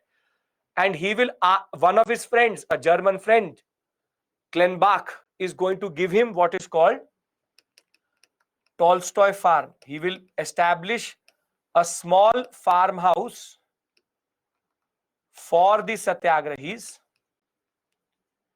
and herein comes his concept of ashrams. So basically, he established an ashram called the Tolstoy farm, in which the Satyagrahis could come and rest and get the attention they needed. But why poll tax is important? Because now Gandhi will develop a methodology which is very famously called struggle, truce, struggle. Basically, very important for your mains examination. This is the core Gandhian ideology, which is struggle. But once the people start to lose faith or start to overheat, the movement starts to overheat, take a truce. Truce means take a draw, retreat. Then struggle, and then truce. Struggle, truce, struggle. And ironically, if you will look at the whole national movement, it is actually like this only. Struggle, Rowlatt Act, truce, Jallianwala Bagh, struggle, non-cooperation, truce, Chauri Chaura, struggle, CDM, truce, Gandhi-Irwin Pact, and thereafter, I'll tell you 1940 onwards, he did not have control only, which is Quit India. This is struggle, this is truce, struggle, truce, struggle, truce. And this concept is called the cooling off period, that you allow the people to rejuvenate so that they can sacrifice more. But Gandhi, you will see, had through the struggle, taught people something which technically was extremely significant for Indian history. But it is here in South Africa that he actually develops this methodology also. That you always need to take a truce. You only need to take a movement of taking the pedal off the accelerator. You accelerate, then you deaccelerate a little bit, then again accelerate, then deaccelerate. The simple point is, this is one of the most core ideologies along with Satyagraha, which Gandhi followed. Struggles to struggle, clear, everyone? Okay, perfect. Now, once the truce is taken, where Gandhi will push off the pressure a little bit, the struggle movement will come again via the Marriages Act. And this act was seen, yes, Abhinav. This act was seen as a major, in a way, disrespect to the women of India, specifically all communities, the Hindu women, Muslim women. All Indian marriages were invalidated.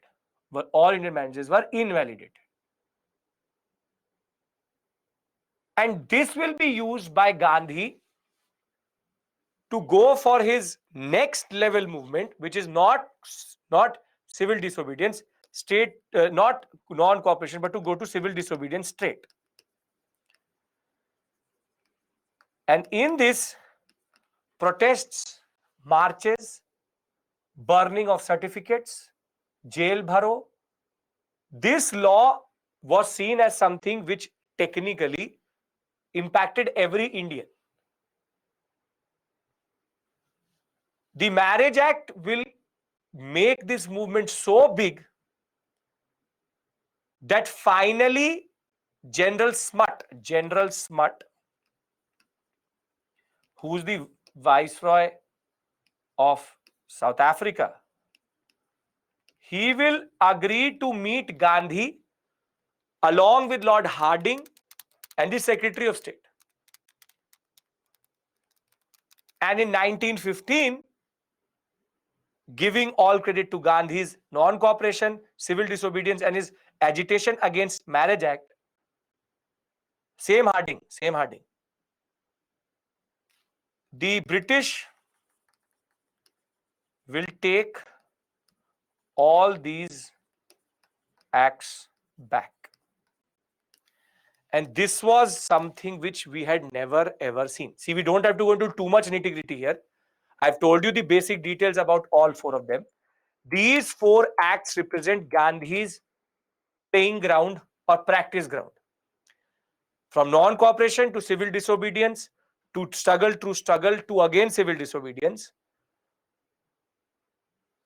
Gandhi was successful in making the British technically, in a way, not repeal, but take back all of these acts. Now, try to understand the implication of this. It is extremely significant. Because for the first time, the British took something back.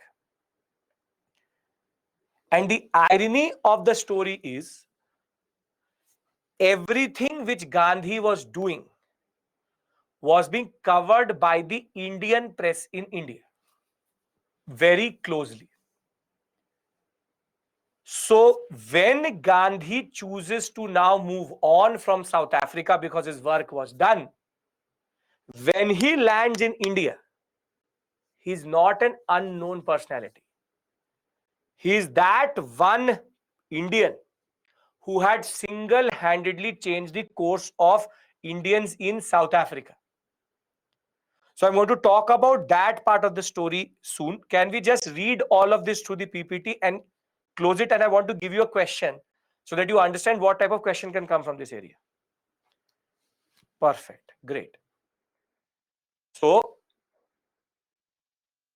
the Satyagraha phase is the second phase of the struggle in South Africa. Began in 1906. Only 4 acts were Indian. We don't have to care about the blacks right now. We have our own problems. We are under British domination right now. So began in 1906, was characterized by a new method called passive resistance, or Gandhi, what he called it, Satyagraha. It was the first time that the government enacted a major legislature which made it compulsory for Indians to take out certificates of registrations which held their fingerprints. And it was essential to carry on yourself at all times. Now, against this, please remember one thing. Do you need to remember all of this? Tell me, do you need to remember all of this? No. I'm just telling you the story. What I will show you what type of question comes. The implications matter, not the nitty-gritty. At a huge public meeting held on 11th September 1906 in the Empire Theatre in Johannesburg, Indian resolves that they would refuse to submit to this law and face the consequences. The government remained adamant, so did the Indians, and Gandhi formed his Passive Resistance Association to conduct the campaign. However, if this fire was not enough, the government will bring in a new legislation which is called the Immigration Act, which was going to now restrict the immigration of Indians, and this would widen the movement itself. So in 1908, a number of prominent Indian leaders, or the what are called the Natal Congress leaders, will cross the frontier to Transvaal to defy the new immigration laws and will get arrested. The more committed satyagrahis continued to go in and out of jail, but majority was showing signs of fatigue. At this point, the truce concept is coming through and the poll tax is coming in the background. Gandhi set up the Tolstoy farm, made possible through the generosity of his French architect, by German architect friend Klenbach, and the house was now where families of the satyagrahis could stay and sustain themselves. Therein comes the concept of ashrams. Tolstoy farm was the precursor to the Gandhian ashrams itself, which is going to become an important epicenter of the national movement in India. If that was not enough, the campaign against poll tax also started, which is £3 tax was imposed on all ex-indentured Indians. The inclusion of the demand for the abolition of poll tax, which was too much for a poor ex-indentured Indian who could only earn 10 shillings a month, close to 10 cents a month. And this will widen the movement itself. And thereafter, the fuel to fire will be added when the Supreme Court of South Africa is going to invalidate all marriages not conducted according to Christian rites and registered with the Registrar of Marriages. By implication, Hindu, Muslim, Parsi, or any other Sikh, all marriages were illegal and the child were illegitimate. The Indians treated this judgment as an insult to the honor of their women, and women were drawn into this movement in very big numbers. Gandhi thereafter decided to basically take this moment and make the struggle even bigger and channel the resistance against the Marriage Act. Because of this ongoing struggle from 1906 itself, eventually the Gandhi was brought into the negotiation table with Lord Harding, C.F. Andrews, and General Smart, and basically they reached an agreement with South African government. In a major moment, the poll tax, the registration certificate, the Marriage Act itself, all were taken back, and now Gandhi became the hero of South Africa. Before we go to India, the concept of Satyagraha is very simple. Non-violence, truthfulness is something which he will add to this whole concept, which I'm going to discuss with you when it comes to India. Because in India, non-violence was something which was very, very important. Because in South Africa, it may not be very, very relevant in the larger context, but non-violence, ahimsa, will become central to Satyagraha concept once he lands in India. So that concept I'm going to develop with you. This is the Supreme Court, which is the South African Supreme Court. It's a way of life. It's an expression. It's a weapon. It is like the passive resistance of the extremists who technically do it via active engagement. So you can call it the active resistance of the extremists, but now passively. Conditions for resistance: people should be united. Obviously, if you're not united, it makes no sense. Must be ready to experience hardship, and it should be done on proper occasion. Remember, Satyagraha only works if it is done not regularly. It has to be done at the right moment. Satya ka agrah, firm grasping truth, you push for the truth. Origin in a speech in Johannesburg. Initially, he used the word passive resistance. later it will be Satyagraha. So see, the extremists are doing active resistance and Gandhi is also doing resistance, but the difference is active and passive. But the point which this slide is trying to make basically is that extremists also do passive resistance, but they do it by actively engaging with the British. He is doing passive resistance by non-engagement. Understand this, that basically non-engagement is the most important word here. You don't engage, and that is why in India, non-violence is going to become the new feature of Satyagraha. The new feature of Satyagraha. Simple point. For anybody who is curious, I have also put in this basic timeline, though you don't have to learn it. This is do not learn. For anybody who is curious, I have added this for your general knowledge, the whole timeline of Gandhi in South Africa. So before I go to bring Gandhi back to India, can we all agree that we understand the basic concept of why South Africa is important? I will also reiterate it. See, if you look at it, why is South Africa so important? Why is South Africa so important? Because first is that his moderate phase was gone. Second is he developed his methodology.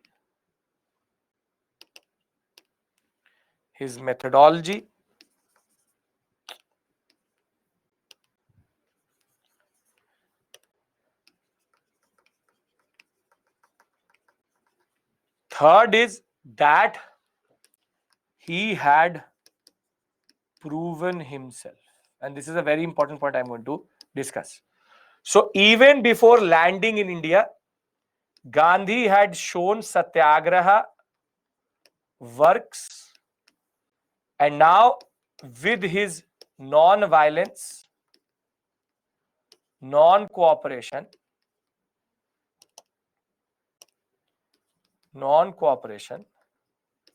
civil disobedience, and fasting.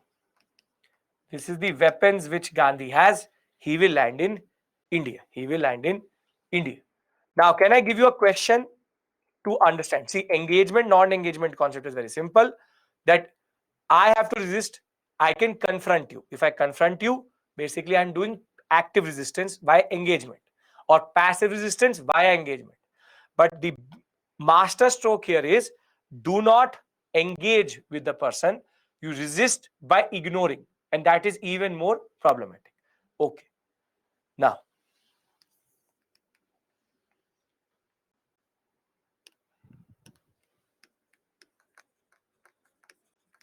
Gandhi's South African experience was pivotal to his methodology and techniques in Indian nationalism. Comment. Get my point? Can you answer this question now?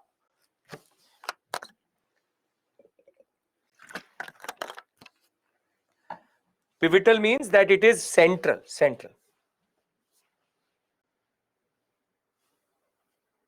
Devansh, he was not going to, he reached there as a job seeker, not as a person who was going to get justice for anybody. But it was his inner understanding that he technically went beyond, above and beyond what he had to do. Perfect.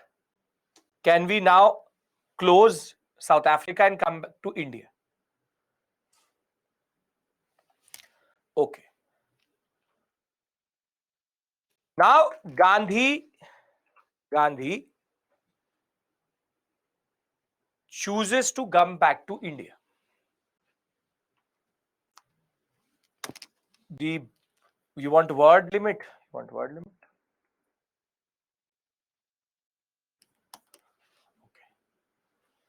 Now he chooses to come back to India.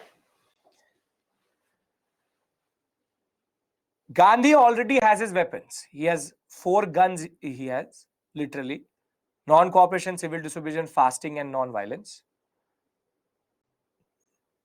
And Gandhi technically does not have to prove anything to anyone. The South African success was very well documented. Very well documented. Gopal Krishna Gokhale, though will die 1 year after Gandhi will come through, but had informed Gandhi about the politics in India. And Gandhi has a certain aura. Gandhi has a certain aura. But what Gandhi is more than just a master strategist. He's a very good PR personality. He understands public relations very well. So though throughout, now listen to me, though throughout, whatever discussion we had, prelims question will be maximum these 4 acts. You will be asked to either arrange them in chronological order or what are the acts which mattered, but it's a main specific area. Now, though throughout the South African experience, Gandhi wore shirt, pant or suits, as soon as he comes to India, he drops that. He drops that. And his understanding is, I will not wear or look like a Britisher. Now you see how he's changing the perception. How he's changing the perception, which is that he's technically creating the context in which he has now created a certain aura and he's now removing. Understand? He's removing the aura which he has in South Africa as a British Indian, and he now wants to connect with the people. In India, people did not have literally clothes to wear, so he's now trying to change his aura. Now, when Gandhi lands in India, Indian nationalism had multiple forms. It is Home Rule League, the Indian National Congress, we have basically the extremists, we have the moderate way, we have revolutionary activities. Indian nationalism had blossomed into different aspects. Now, when Gandhi lands in India, he has all these options. But what he does is, he says, I will not be part of any of these organizations. Rather, I want to travel India and see the ground reality and grassroots reality. Grassroots reality. This is a very important point you need to understand, that Gandhi straight away chooses to not be associated with anyone. He wanted to create his own strategy, his own aura. But now Gandhi will do a masterstroke. What he will do is, the way he will travel India is the railways.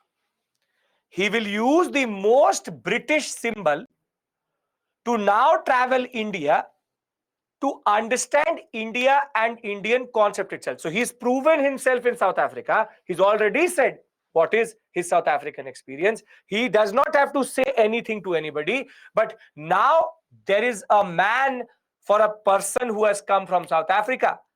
And this man will now start to travel India. So you see how he's using a certain type of strategy, which is, don't associate yourself with anybody who is already there. You create your own understanding. But herein comes a very interesting aspect, which is called Gandhi Darshan. Can I discuss the concept of Gandhi Darshan or Darshan? See, when railway matters, because railway represents the British in India. So using the railways to go around. So he's technically using that moment of using the railway as the concept of uniting India, but he's now literally uniting India. Now, you'll not find Gandhi Darshan in any standard book. It's based on a very interesting article by a person called Shahid Amin. And Gandhi Darshan is the concept of aura of Gandhi. And you asked me this question, one of you asked me this question initially, that what is this concept of Mahatma? What is the concept of Mahatma? And herein comes in Gandhi's understanding of religion. Gandhi knew that what matters to the people in India above all is religion. So when Gandhi comes to India, he's this Gandhi, a man who had defeated the British. But when he starts to travel India, people now start to project divinity to Gandhi. And the concept of Gandhi Baba will emerge. Gandhi Baba or Mahatma Gandhi. Mahatma Gandhi. Now, I'll give you a very simple instance, and this is very well documented history, that people used to say that there was a peasant. There was a peasant, and because he wanted to travel India, he's going to get connected to the grassroots level reality. There was a peasant. You see, there was a peasant. His cow fell ill. His cow fell ill. So what he started to now say was that I went to the station, I saw Gandhi, and when I came back, my cow was fine. And this is the concept of Gandhi Darshan. The Mahatma term will be given by Rabindranath Tagore. That's a separate issue altogether. But now people are pushing their own understanding of nationalism, their own problems on Gandhi, and the concept of Gandhi Darshan. That my landlord was a very bad landlord. I went to see Gandhi at the station. When I came back, my landlord's leg was broken. This is a mysticism, a type of aura which Gandhi is able to create around him, that people now start to project things which he's not connected to also. That my officer who used to trouble me quite a lot, I had Gandhi Darshan. That मैंने Gandhi Baba को देखा, I saw Gandhi Baba and everything was perfect. My concept of religion is now dictating how I perceive Gandhi. He was that one man who had defeated the British. So people thought that he has that power to defeat the British in India also. This is why Gandhi did not want to get associated. People used to throng. Lakhs of people used to come to the station to just get one glimpse of Gandhi. And Gandhi was very clear what he wanted to do, which is to not get associated with anybody. He was using his basic understanding to now create an aura around him that Gandhi now matters, instantly matters. Gandhi instantly matters. And there are multiple histories in which we have seen that people have documented that I had a fever, I went and saw Gandhi, fever gone. My landlord was bad, he was killed. My officer was bad, he was transferred. All because I got the darshan of Gandhi. But Gandhi was also very clear. Understand this. Gandhi was also very clear what he wanted to do. Did Gandhi wear a suit or a shirt pant when he was traveling? No, he knew that his aura matters. So he started to look like a Baba. So he is a very good person in projecting. He's a very good person in public relations. He knows what he has to do. So he starts to look like a Baba, Gandhi Baba. And what happens is, via Gandhi, even the peasant gets connected to Indian politics, because maybe the peasant does not recognize Gopal Krishna Gokhale or Firoz Shah Mehta.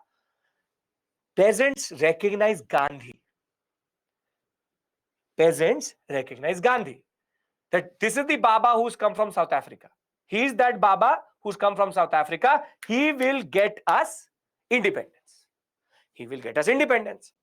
And that is why you will see Gandhi will choose the three movements he will get associated very, very categorically. I will tell you that also. But now you see how Gandhi extends this whole understanding of Gandhi Darshan and how he knows that it matters.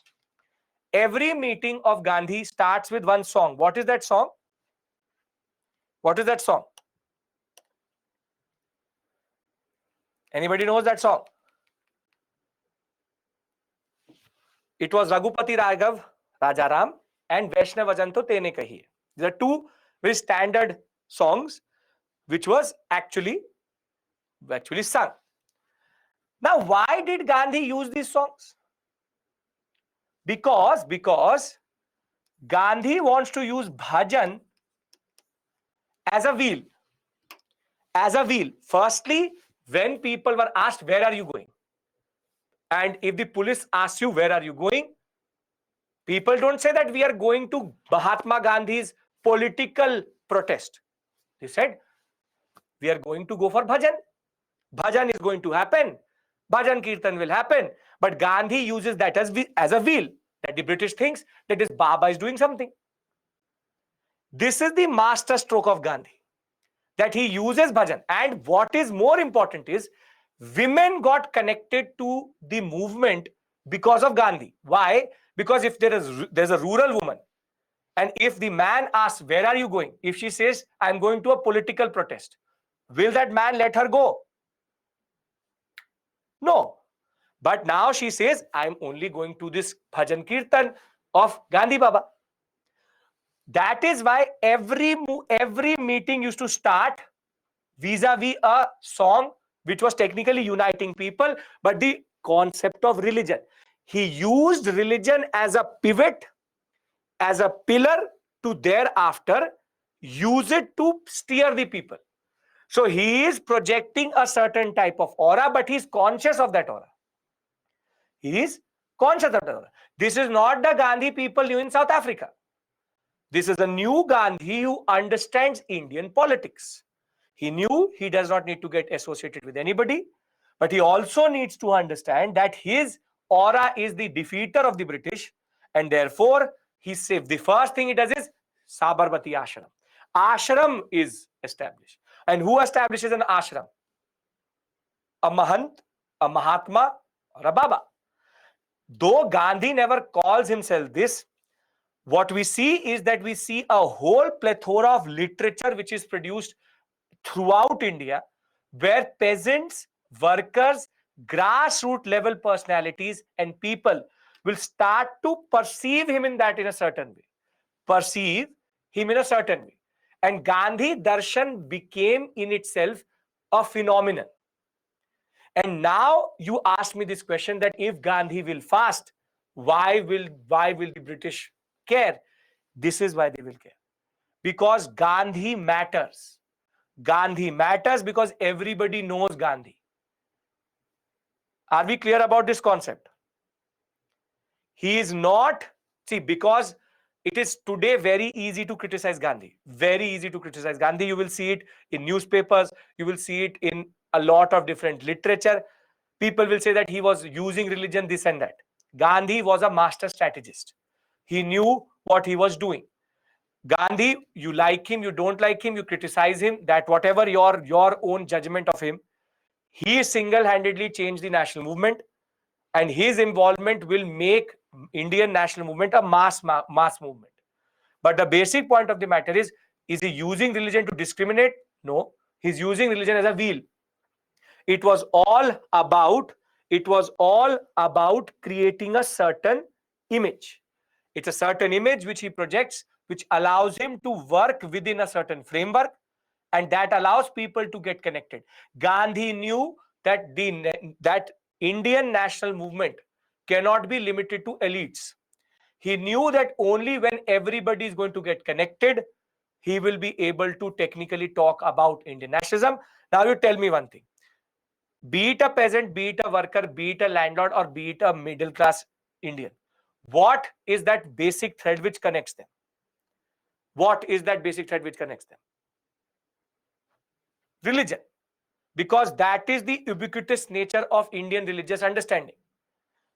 He can talk about certain things in certain religious understandings and people will understand it.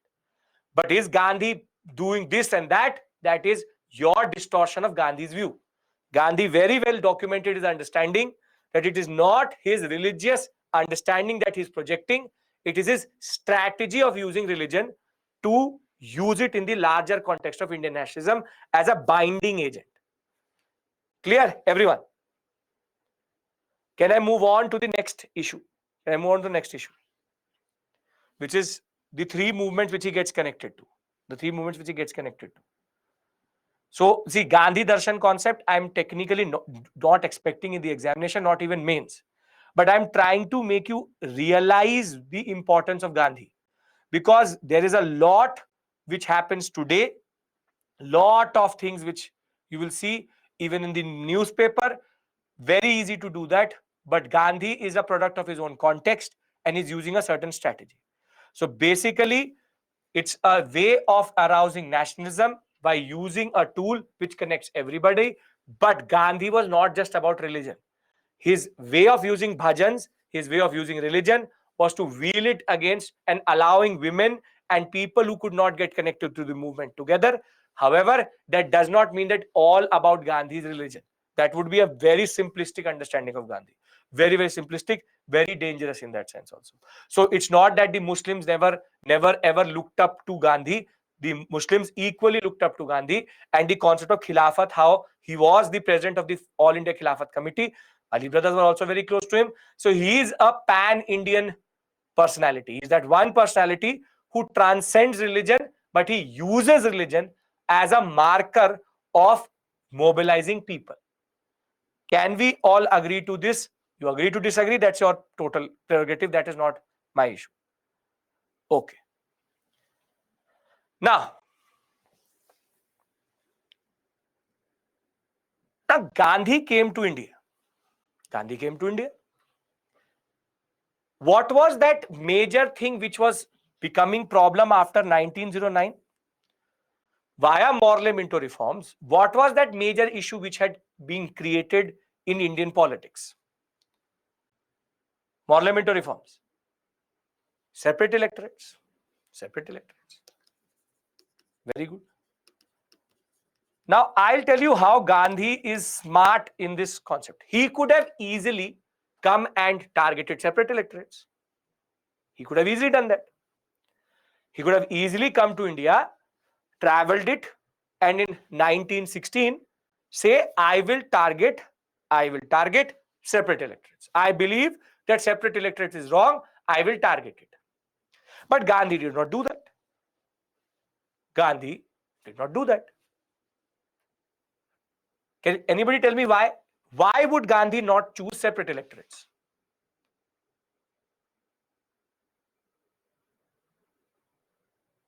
Think about it.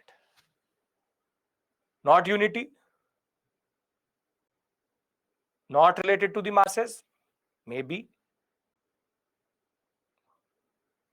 Muslims are important, okay, no issue. Religion is powerful, he is not a moderate. See, Gandhi knew that if he chooses separate electorates, nothing is going to happen. It's not about large understanding. Gandhi had come via success. He had won a match. He won a match. Why would he come to India and take up the issue which technically has no solution only? So Gandhi never chose an all India level issue till he knew that it was going to bear fruit. Basically, he chooses to not take separate electorates. He chooses to not take revolutionary activities. He chooses to not talk about Home Rule League. He chooses to not talk about any other thing. But rather he handpicks three major movements. And the concept was Gandhi needed to show that his method works in India. Now try to understand what I'm trying to argue here. If Gandhi does not get success, then how can he show to the people that Satyagraha works in India? The machine works in America, the machine works in South Africa, but you have to prove it. Now, if he takes a very systemic issue, major systemic issue, will the British listen to one man talking about separate electorates? You tell me. As of 1915. No.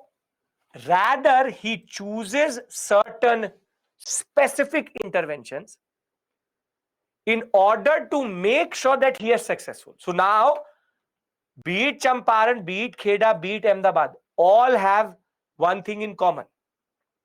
These are micro issues which had some solution.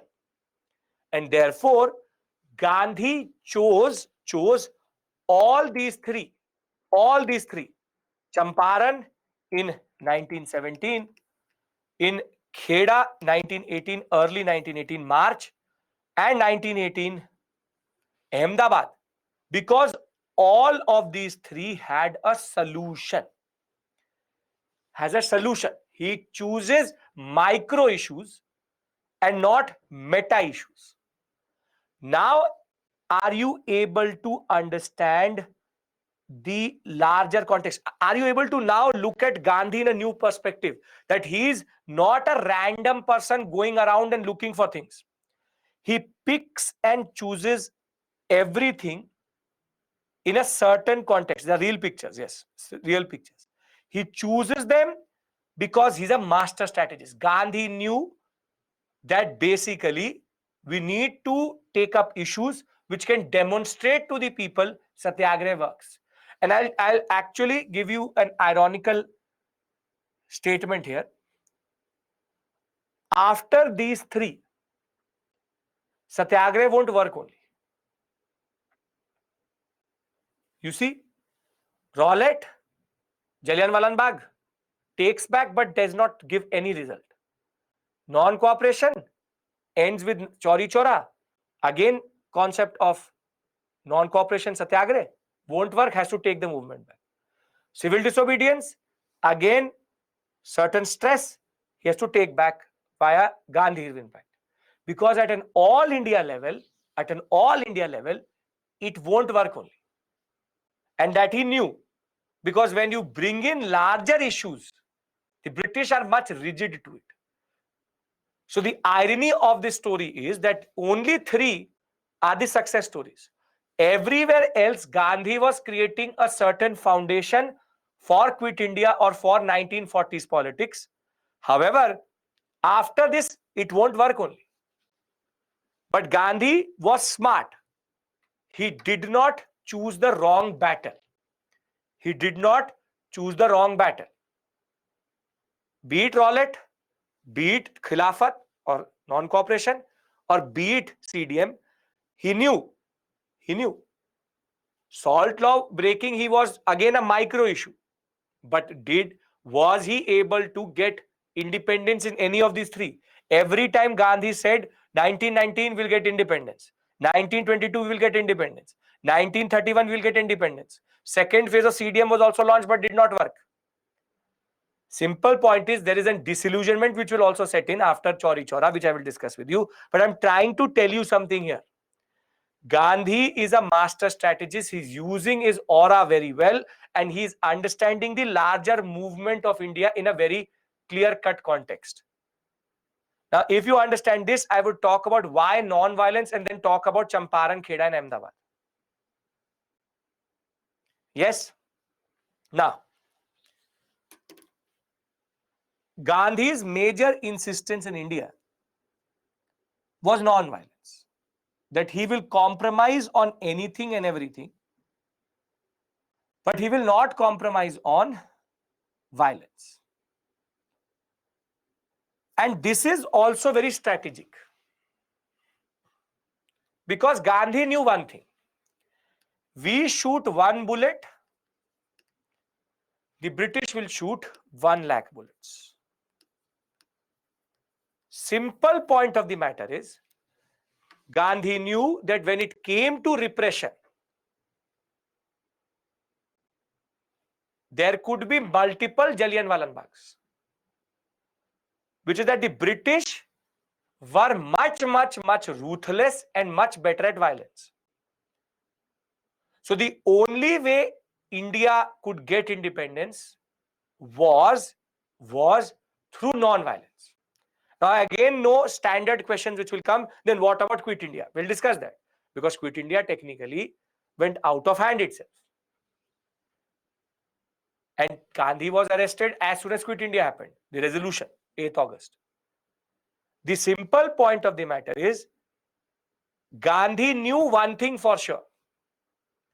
Non-violence was the only way forward, because British armed resistance will not take India anywhere. And he had seen the horrors, and I will literally make you relive the horrors of Jallianwala Bagh tomorrow itself, and you will realize what the British could do and how for them rule of law and nothing else really mattered. They will literally keep everything at stake and destroy anybody and everybody who's standing there. Again, many will criticize non-violence because it is easy to criticize Gandhi in 2023. If you were in his position sitting in 1917, it would all make sense. But as I said, it's very easy to criticize Gandhi, but it is very hard to be Gandhi. That is the basic point. There was no one else like him. There was no one else which is going to be thereafter him. But the basic point is his contribution. You like it, you don't like it. The point is, you criticize him, you don't criticize him. He transformed Indian nationalism into what it really is and was at that point of time. So can we go to Champaran? I'm trying to give you a certain perspective about Gandhi. You need to understand it in the larger perspective. Can we now go to Champaran, Kheda, Ahmedabad and understand these issues, because there will be questions out of it. Okay. Perfect. Now let's talk about Champaran. So Gandhi, when he lands in India, he founded, the first thing which he did was basically he founded the Ahmedabad Sabarmati Ashram, 1915. Objective was to create religious community on traditional Hindu pattern, again an outward projection of his strategy, and stressed on simplicity of life, truthfulness, celibacy, encouraged manual labor,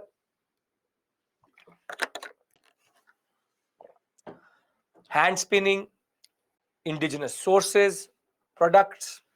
So this is his Swadeshi. Now technically Sabarmati Ashram was never targeted by the British because Gandhi never projected it as a political space. Please understand this point.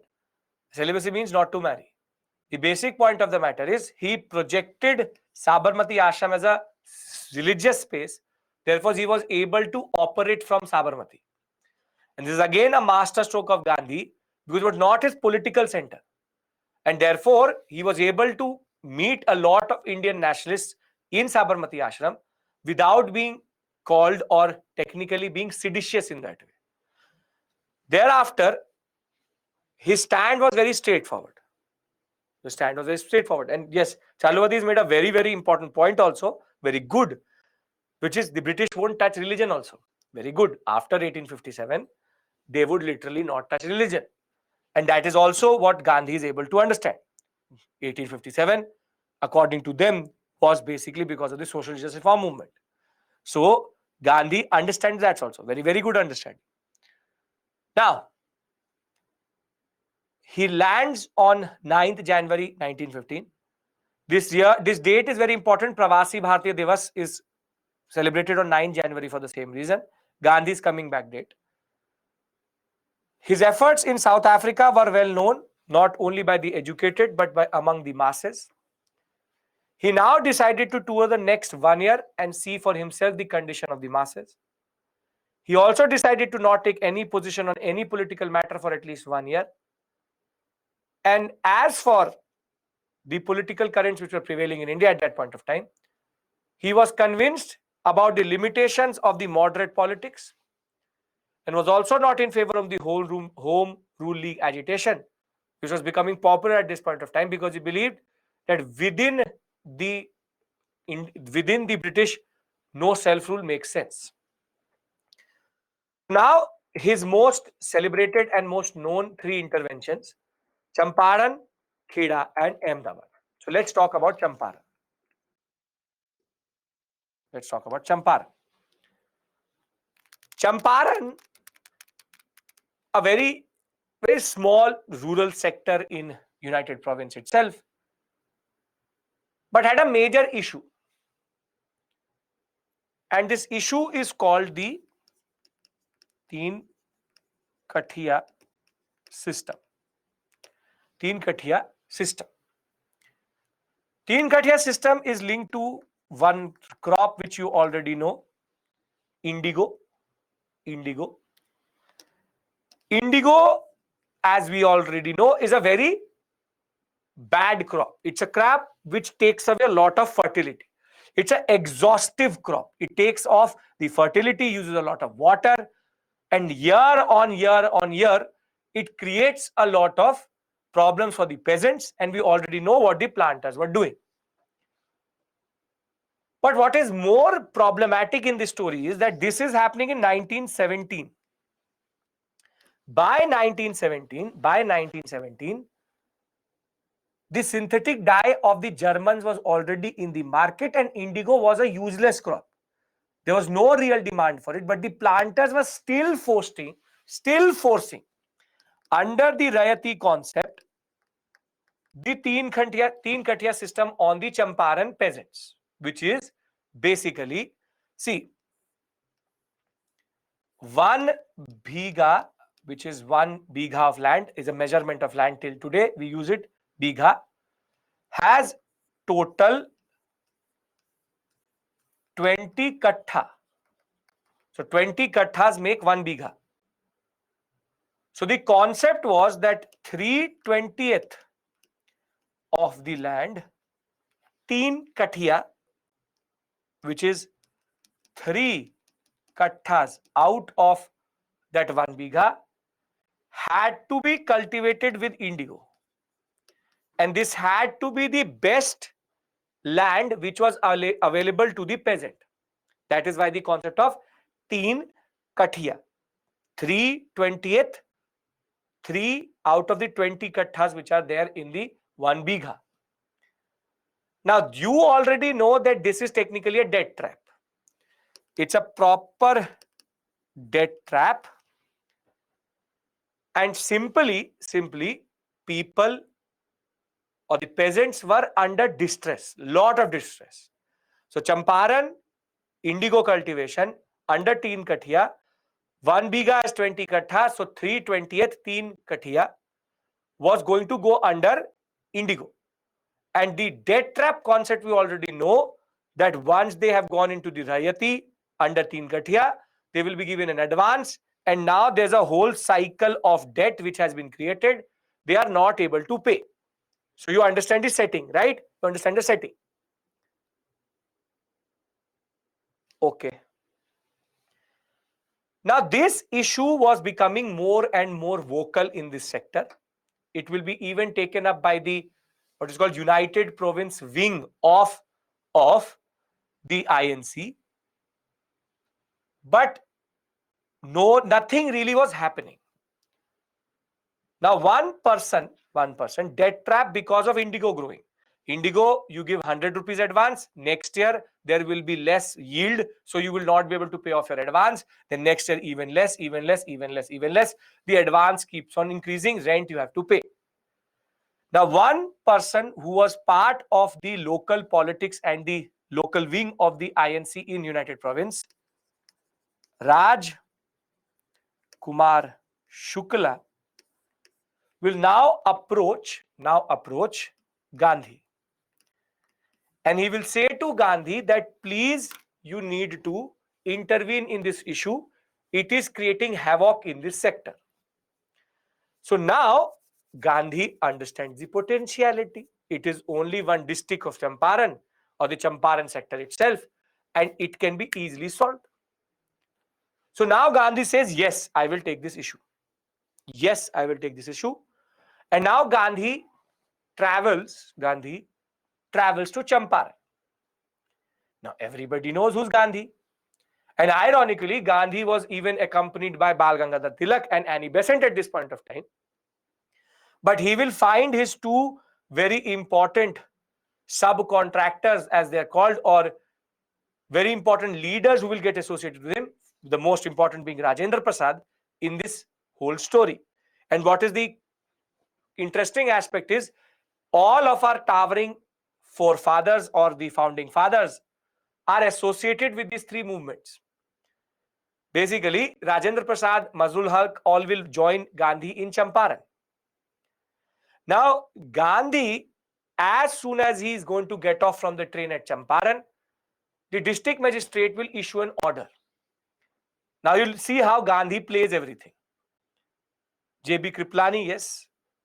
Now, Gandhi, what he does? He issues, the district magistrate issues the order. Gandhi and his associates are not allowed into the Champaran district, and that would in turn lead to some form of punishment or basically arrest. The ironic part is, except for Gandhi, even Annie Besant, Tilak went back. But Gandhi said, okay, you want to arrest me? You arrest me. Against the order, he will go into the Champaran sector with Rajkumar Shukla and will get arrested. He'll get arrested. This is his civil disobedience. That you arrest me? Arrested. Now he will sit in the police station for some time. There's no charge only. What has he done? He's not done anything. So the district magistrate would have to leave him. And Gandhi, now against everybody, is literally shown to everybody, why do you care about the laws of the British? So he is very simply done civil disobedience as soon as he lands in Champaran. Now he will go and meet the peasantry. And what he will teach to the peasantry, and why basically Champaran is called Champaran, he will teach them what is called the no rent campaign, which is don't pay rent only. Don't pay rent. This is non-cooperation. And simple point is, he will tell to the peasantry, if one of you pay it, then it was not going to work.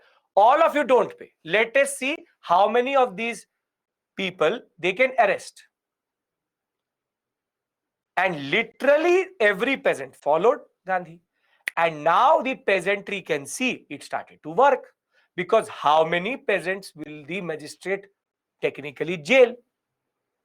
And what Gandhi did was that he showed to the peasantry resistance by not doing anything. See, if an extremist would say that you go and fight, a revolutionary would say that you have go and assassinate. Gandhi said what? Sit there, don't do anything.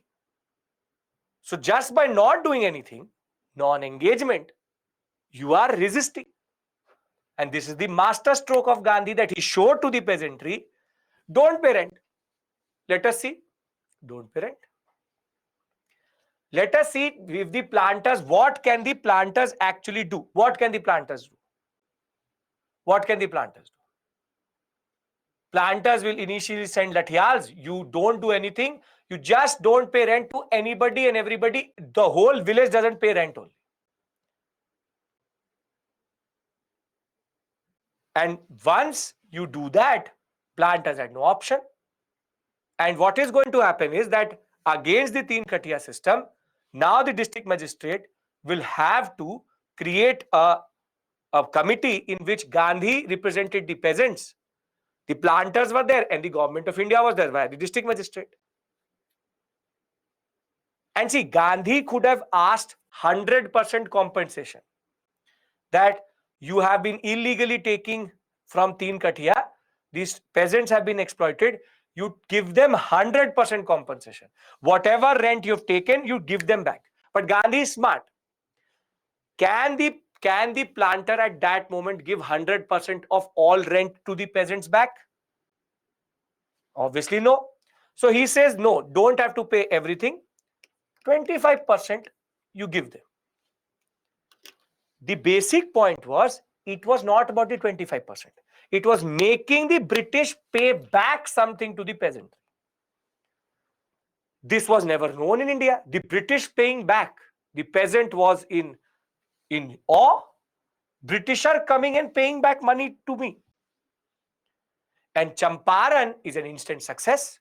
This message goes all across India that the Baba has succeeded. He has made the British pay to the peasant. To the peasant. Ultimate. Never seen in India. And this is why Gandhi chose Champaran, because Champaran was easy. It is not the British who are in a contract with the peasantry. Under Rayati, the planter pays to the peasant. So it's a contract. So very simply, by just doing this, a Britisher had paid to the peasant, unknown in Indian history till this point. And that is why he chooses Champaran. So can we discuss Champaran through the PPT? And I'll talk about the significance of all of them together. Okay. So, peasant discontent against the European planters since 1860s. Forceful production of indigo under Teen Kathia. They had to produce on 3 of the 20th part of the land, indigo. And the local middle and rich peasantry leaders were playing a lot of important role, but technically with no avail. Under this concept, 3 out of the 20th agreement will be cultivated under indigo. Synthetic dye had come through, and basically, though synthetic dye had destroyed the prices itself, still illegally taking money out of the peasantry. So there was no point actually in doing it. No point actually in doing it. So in 1915, this issue will be taken up by Bihar Provincial Conference, which will be an annual issue, which will then be taken up by INC, however, with no avail. Lucknow Congress member Rajkumar Shukla is going to approach Gandhi in 1916.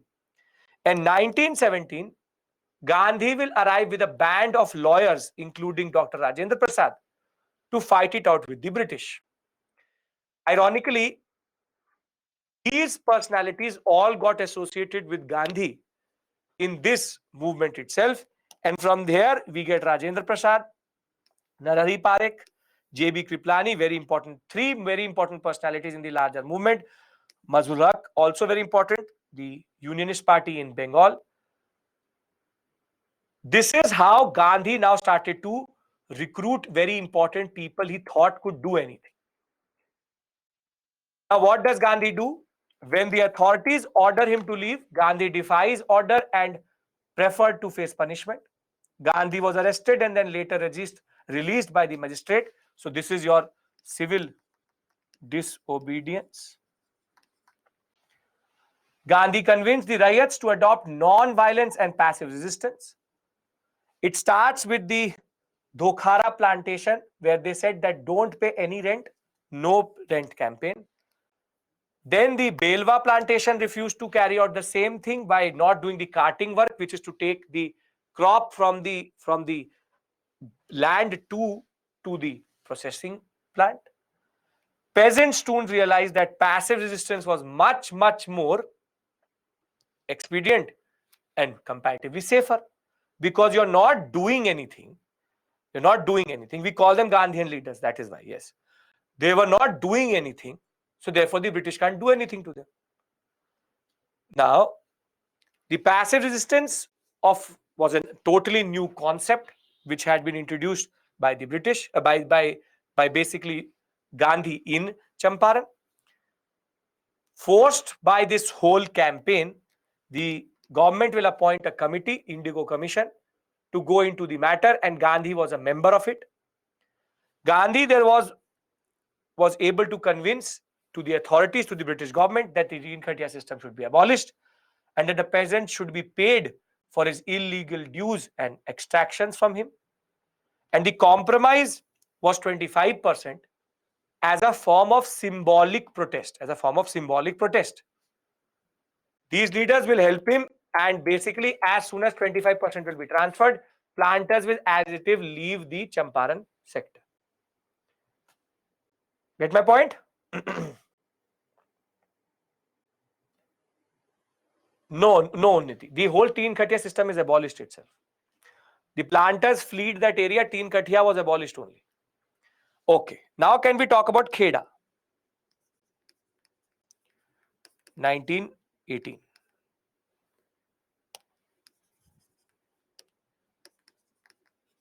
Okay.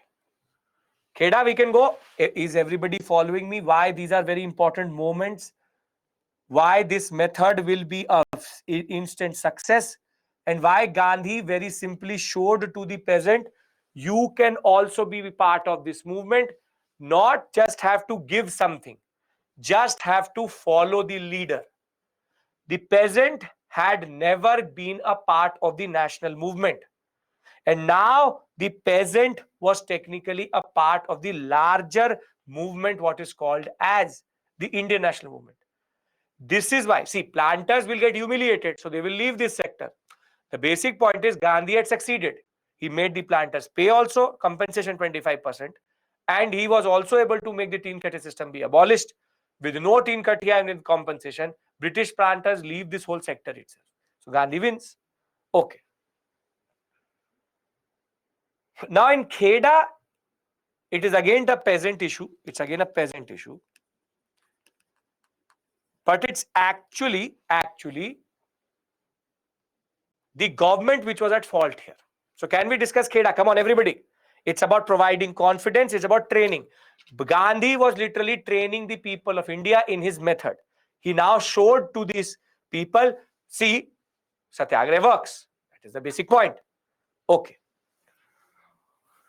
Now Kheda is again a peasant issue, but it is here the problem is the government. Now what happens is that in 1918, there's a major drought in this sector, Gujarat sector. And under what is called the revenue code, under the revenue code of the government of India, there's a rule that if the yield, or rather I'll say production, if the produce of the peasant falls below 1/4 of previous year, then the peasant can get a remission on rent or revenue to be paid to the government. What does remission mean? Remission means that he would have to pay a reduced revenue, or maybe even less than that, no revenue. So this is a British concept.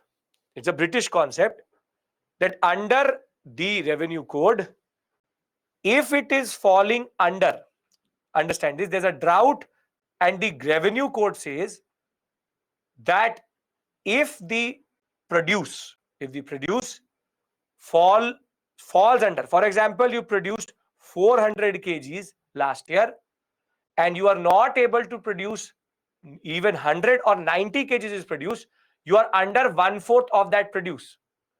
So now you are entitled for a remission, a concession, a remission from the government of India, that you have to pay reduced rent. Reduced rent. The basic point, if farmers' yield falls below 1/4 of the produce, he is entitled for remission. There's a drought which happens in 1918, and there is a major rise in agricultural wages because the bubonic plague will also start to spread. And basic point is cost of labor went up because the plague, which is a disease which happens because of rats, will kill a lot of people in this sector. The basic point of the matter is that the government should have applied the revenue code. It has been produced by the government itself. Remission means reduction. If I had to pay, as I said, 1000 rupees as revenue, and the concept was that I always produce 400 kgs, but somehow I only produce 90 kgs, under the rule, I don't have to pay 1000 rupees. I would have to pay a reduced revenue as per my yield. Are you getting the point? That it's a concept of remission. It's a concept of remission. That you, and this is not any arbitrary concept. The British itself have this concept. Simple point, if it goes below than 1/4, then you will get a concession. Reduced revenue needs to be there. It's a good thing. However, when it comes to Kheda in 1918, the British weren't ready to apply it. It's an exemption. Simple point, if you are not able to produce to a certain revenue point, you would have to pay a reduced revenue. It's a standard concept. 400 kgs, 1000. If you are not able to produce 400 kgs but only 90 kgs, 1/4 of that 400 kgs, then you will pay, for example, 100 rupees. Don't have to pay that 1000 rupees. It's a concession, reduced revenue if there is a reduced concept of produce. It's not a bad thing. It's not a bad thing. It's a good thing. Who's saying it's a bad thing? But the problem is, British are not ready to apply it. This is the bad problem. This is the problem here. Basically, the British were not ready to apply. The British, are we all on the same page? British were not ready to apply the revenue code. And now the British started to confiscate the land of defaulters, and they were trying to extort money out of the peasant. Now again, Gandhi will get involved. Gandhi here will simply say, time tested, no rent campaign. He said, let the British confiscate everybody's land. Don't pay anything to the British. Let them confiscate everything. Let them confiscate whole Kheda only. Simple point. No rent campaign. Don't pay rent. Now, as soon as Gandhi gets involved, the press get involved, this act of the district magistrate and the district officers will get highlighted. And once Gandhi is involved, no rent campaign will start. Pressure will be building up. The government cannot do anything. It cannot confiscate everybody's property. And Gandhi will succeed. The revenue code will be applied, and everybody's land will be given back. Simple concept. Simple. No rent campaign will be started by local leaders, Mohanlal Pandya and Shankarlal Parikh. Gujarat Sabha requested Gandhi to join. Gandhi will be happy to join. He will start a satyagrah and ask the farmers not to pay only. He said, do not pay any taxes. Do not pay any taxes. The peasants were happy. Don't have to pay taxes only. And simple point is, Here, Sardar Vallabhbhai Patel, Ravi Shankar Vyas will get involved at the grassroots level movement. Another Gandhian leader gets involved. Peasants refused to submit their lands even when they were getting confiscated. Confiscated properties, if anybody was buying it, were ostracized. Basically, if I was buying a confiscated property, people would you go and literally spit on that person. That you are that person who is buying confiscated property of a person who has been done injustice to. So now, even if the government confiscates, it cannot sell because nobody was ready to buy because it was peasant property. So once all of this data, or what we call as all of this limelight, will fall, in April of 1918, the government came out with concessions. Increased taxes were suspended. Confiscated land will be given back. Gandhi will sit in Sabarmati and say, call of the movement, we've achieved what we want to do. Understand Kheda now? Everyone? Kheda? Perfect. Great. So two major successes of Gandhi in front of everybody. Now Gandhi is showing to the world that I can start a movement, my method works, and I've called up the movement when we got what we wanted. Now he moves to workers. Can we talk about workers and Ahmedabad?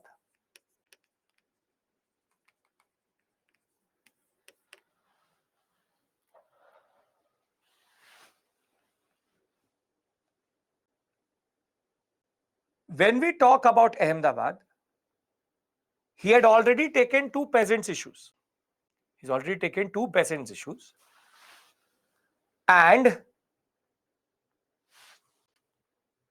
Ahmedabad is that sector which is a little bit problematic when it comes to basically peasants, workers rather, because the larger center of industrial production was Surat rather than Ahmedabad, and the bubonic plague will start to spread in this whole area, the Gujarat sector itself. And workers started to run away from Ahmedabad towards maybe a city which was not affected, or just did not want to be in a smaller city with smaller industries. So Ahmedabad had a very standard scheme that all the mill owners used to give the peasant over above their wage what is called the plague bonus. The plague bonus, it is close to 50% of the wage, and this was to attract the peasantry to Ahmedabad. And the basic point is, they said, don't go, you will get a bigger wage here. Don't go to Surat, don't go to some other city, you stay here. And between 1915 and 1918, they become very comfortable. The workers become very comfortable with this concept that we will get a plague bonus, and maybe if you get a salary of, for example, 10 rupees in Surat, you would get 15 in Ahmedabad. Now the problem is that this bonus is a plague bonus,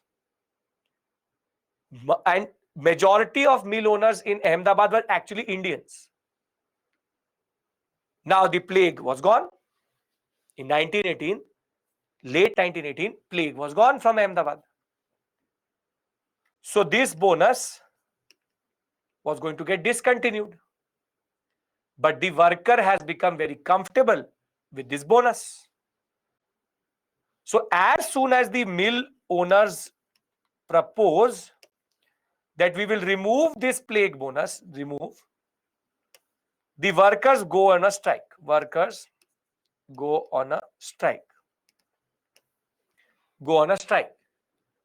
And this is called the mill strikes of Ahmedabad.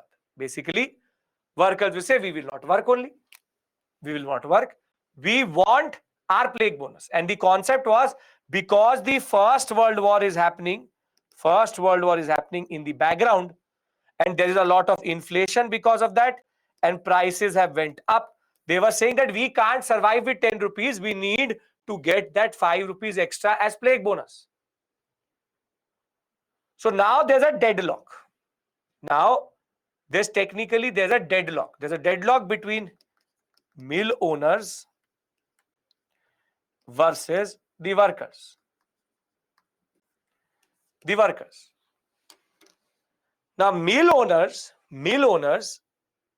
considered this concept that okay, you want some remission, you want something as a concession. We are ready to give you 20% bonus on account of World War I. So wage plus 20% bonus. However, the workers were still not ready. Workers said that we want to be at the same exact wage. They said wage plus 50% bonus. Plus 50% bonus. And the basic point of the matter is that now there's a proper deadlock that mill owners are now bringing in new labor from outside. Workers are striking, the tensions are rising, and nobody wants to budge in. Mill owners are also right, the workers are also right, but nobody was ready to come to the negotiating table or budge. Now, one of the most important personalities, and I'll show you his name, is very important. Ambalal Sarabhai. Do you know who is the son of Ambalal Sarabhai? You know him very well. Son of Ambalal Sarabhai. Yes, very good. He is the father of Vikram Sarabhai. Vikram Sarabhai, rocket man, the most important personality who literally created ISRO. And the sister of Vikram Sarabhai, Anusuya Sarabhai, was a very good friend of Gandhi. Very good friend of Gandhi. So Ambalal Sarabhai is one of the mill owners. He's a friend with Gandhi, but Anusuya Sarabhai will say to Gandhi, please get involved. Please get involved in breaking this deadlock. And now Gandhi will come in and say, okay, I will try to break this deadlock. But Gandhi's understanding was that the workers' demand is too much. The mill owners' demand is or too less. Not yours. 35% is okay.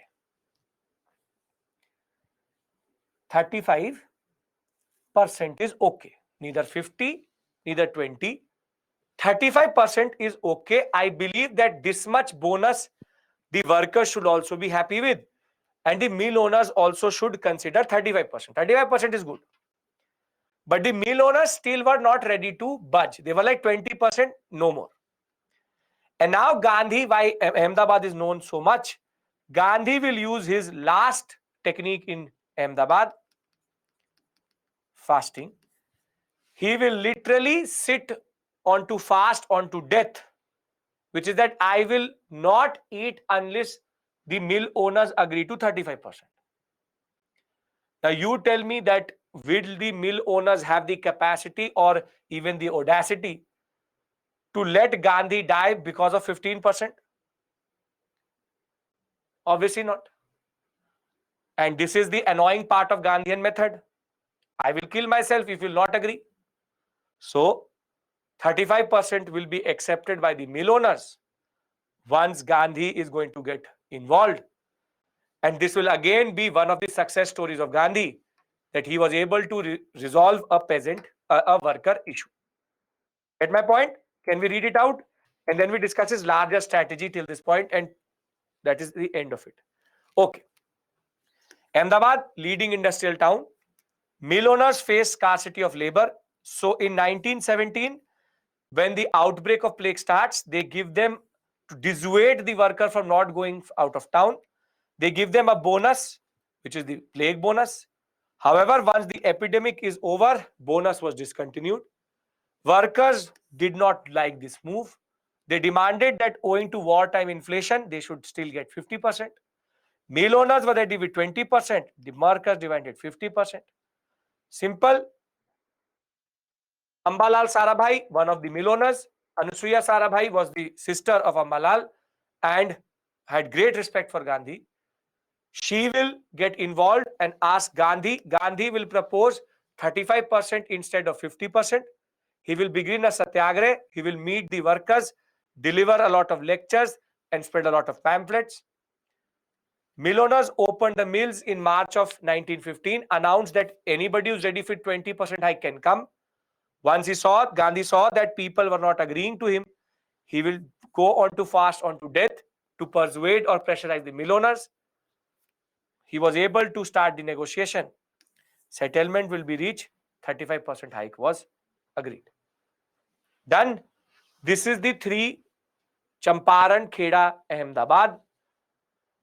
What they demonstrated was the effectiveness of non-violence in Champaran, importance of not cooperating with the British or cooperating with the British, proved that a political campaign can resolve the government's resolve also. And Satyagraha was to be used as a weapon against all form of injustice. This is basically the three major takeaways. Though Champaran is also first civil disobedience and non-cooperation. This is non-cooperation and this is fasting. So if we understand these things, I would like to understand his initial approach and basically talk about what is this gist of till 1917-18. Because tomorrow when we meet, we will talk about Rowlatt, Jallianwala Bagh and non-cooperation. So two major movements: Jallianwala Bagh, which is technically Rowlatt, Jallianwala Bagh, non-cooperation, and Chauri Chaura. Right? We are now entering the mass movement phase, and simply Gandhi's arrival has now made Indian nationalism into mass nationalism. Is this clear? Then we discuss his initial approach and we end for today. Whatever we've discussed for today, is there any problem in that? Nothing? Perfect. Okay. So what is his initial approach? First is that he considered Gopal Krishna Gokhale as his political guru. And it is Gopal Krishna Gokhale who actually suggested to Gandhi, do not join anyone. And this was the dying words of Gandhi in that sense, Gokhale in that sense, that be your own person, don't try to get involved in any of the politics. We will talk about Gandhi and Bhagat Singh when we'll talk about CDM, Gandhi's impact.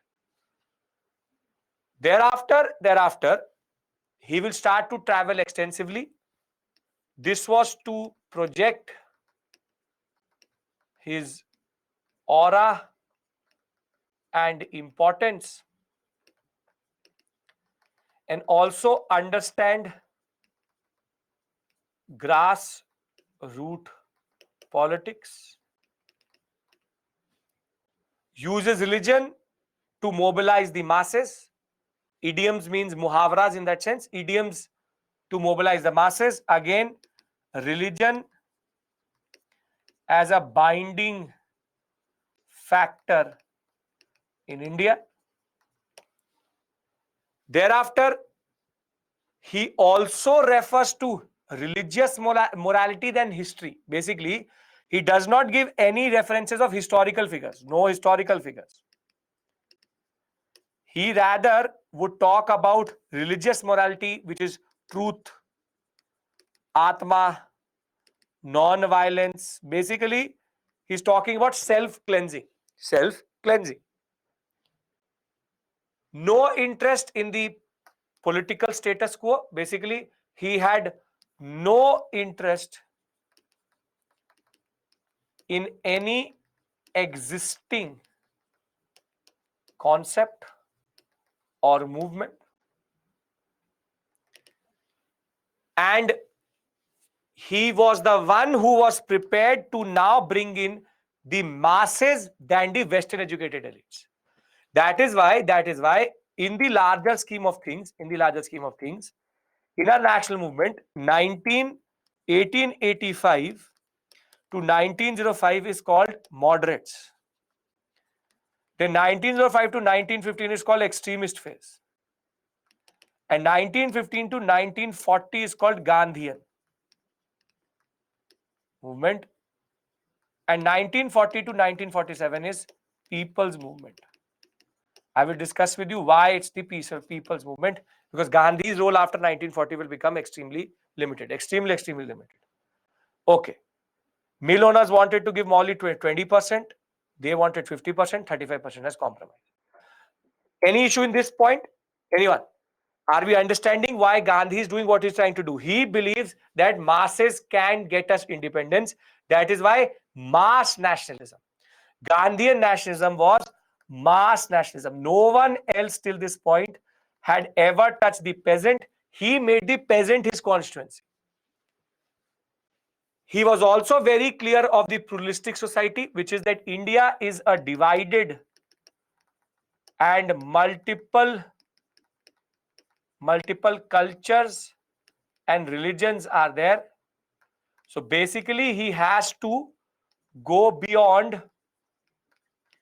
specific religions and take all India issues, which is after the three interventions. So now he realizes that I have shown to the people that it works. Now I need to go a little bit higher. I will discuss with you the concept of what he did with the Muslims. Don't have to worry in that sense.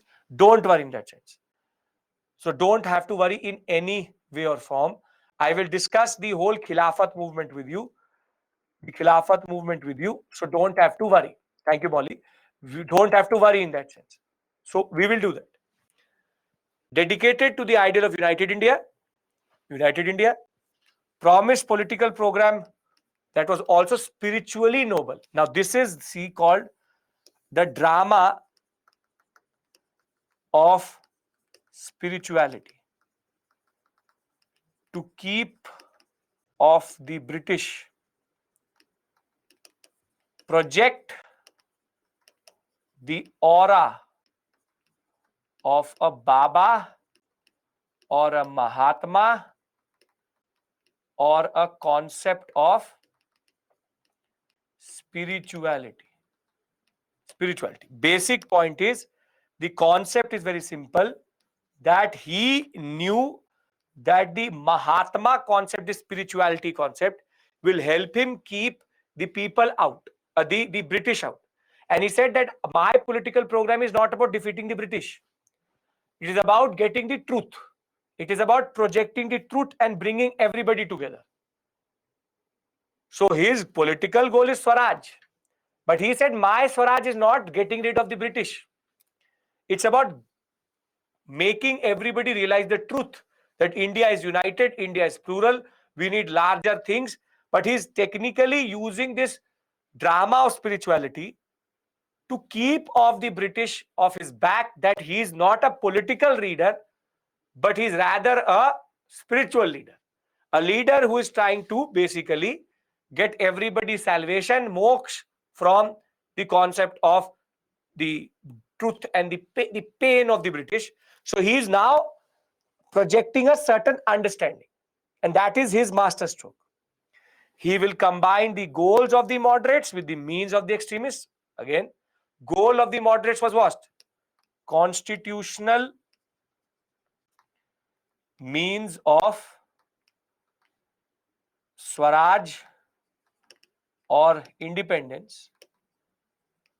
But the means of the extremists was engage with the British, but then use non-engagement tactics, which is that he was not like the moderates that he will sit around and wait for the British to do something. He will engage with the British then, but use non-engagement tactics, non-cooperation, civil disobedience, that way. First time united Hindus and Muslims, which I'm going to discuss with you tomorrow, which is non-cooperation movement, is the single movement in India, and unfortunately the last one, in which Hindus and Muslims came up above their larger identities, and we had a major moment in Indian history. So with this, we finish what we had to do today. I hope everything made sense. And now Gandhi's role and Gandhi's position, his strategy, his understanding is clear in the larger national movement. Getting my point, everybody? You understand the basic point here. Now Gandhi has come through. You understand his South African experience, which is very important for a mains question. And you also understand his three interventions. And basic point is conceptual clarity with regards to Satyagraha as a method, what is non-cooperation, what is civil disobedience. Now, what is the path ahead is very simple. We do Rowlatt. We will discuss the Defense of India Act. Rowlatt will end with Jallianwala Bagh, which we will discuss again. Once we've done with that, we will move to non-cooperation with regards to Khilafat. And once we're done with Khilafat and non-cooperation, our story will end in Chauri Chaura and with the withdrawal of the non-cooperation movement. This is for tomorrow, which is Thursday. And on Friday, we will talk about Swarajists, No Changers, HRA, HSRA, Simon Commission, and we'll end the class with the Nehru Report and Jinnah 14 points. Jinnah 14 points. So you can see we are now moving in a certain direction. By tomorrow, we should be there by 1922. Today, we reached 1918. We'll start at 1922. Then we'll start with 1923, go till 1928. Then next week, CDM, roundtable conferences, Gandhi Irwin Pact. Then we have August Offer, Cripps Mission, Quit India, INA, and then RIN Mutiny. We get independence, cabinet mission, independence. So you can see there's a standard. Now we are going period by period. We'll cover it like this. We have now brought in Gandhi in the picture. Done? Are you able to see the pathway which we are taking now? Okay. If you don't have a question, thank you so much. On Friday, we do previous year questions also. And you will see what type of questions are coming in the examination with regards to all this discussion we had till this point. Thank you. Take care. Bye-bye. When do we do medieval? Ancient medieval art and culture separate, not right now. Status quo means, Tushar, that basically what is the existing order, don't change it. Media played an important role in Gandhi's performance in that sense. That basically there was a very good coverage, so people knew about him. Sachin, it is believed Rabindranath Tagore.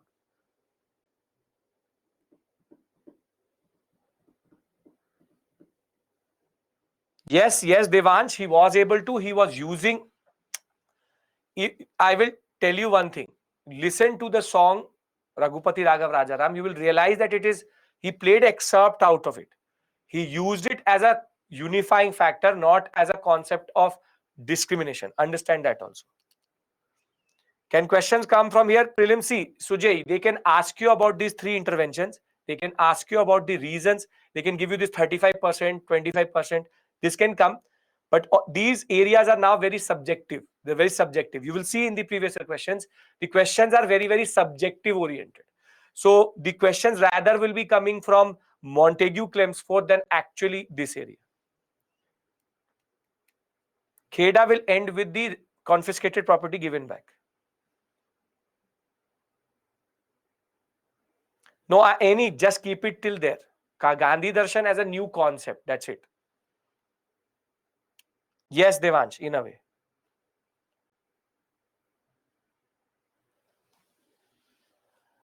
Pranay, you can say that that's a good way of saying it. Gandhian nationalism, a culmination of moderate extremist politics. Yes, because extremism was also not going anywhere. That's a good way of saying it.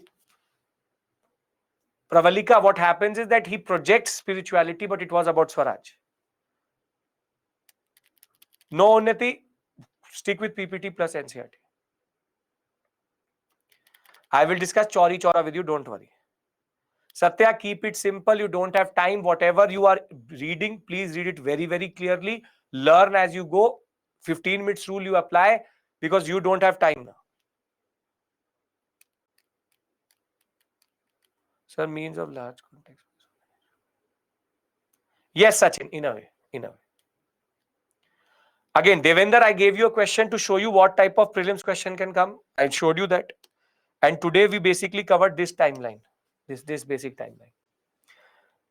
If you don't remember what is 15 minutes rule, basic point is every day, morning and evening, simply learn certain facts and throughout the day try to recall them. If you don't remember in the night, then you have to revise them.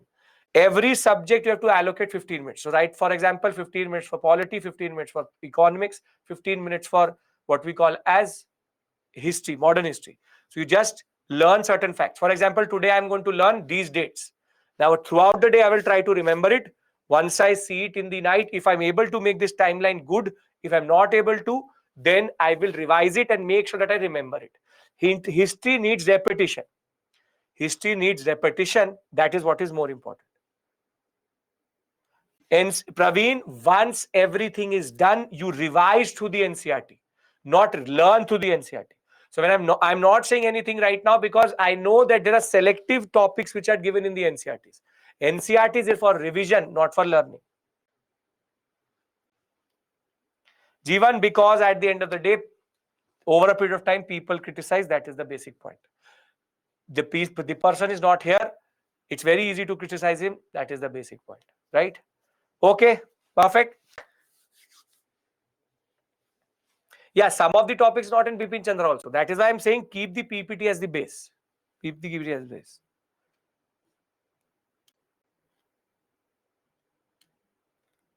Yes, Umera, that is the basic point. Now you get the point of that basic point. If he is projecting a certain type of aura in order to connect people because he knows religion connects. That is the only point. Okay. Thank you. The SM is there for the next half an hour. I'll see you tomorrow. Let us discuss Rowlett NCM tomorrow. Take care. Bye-bye.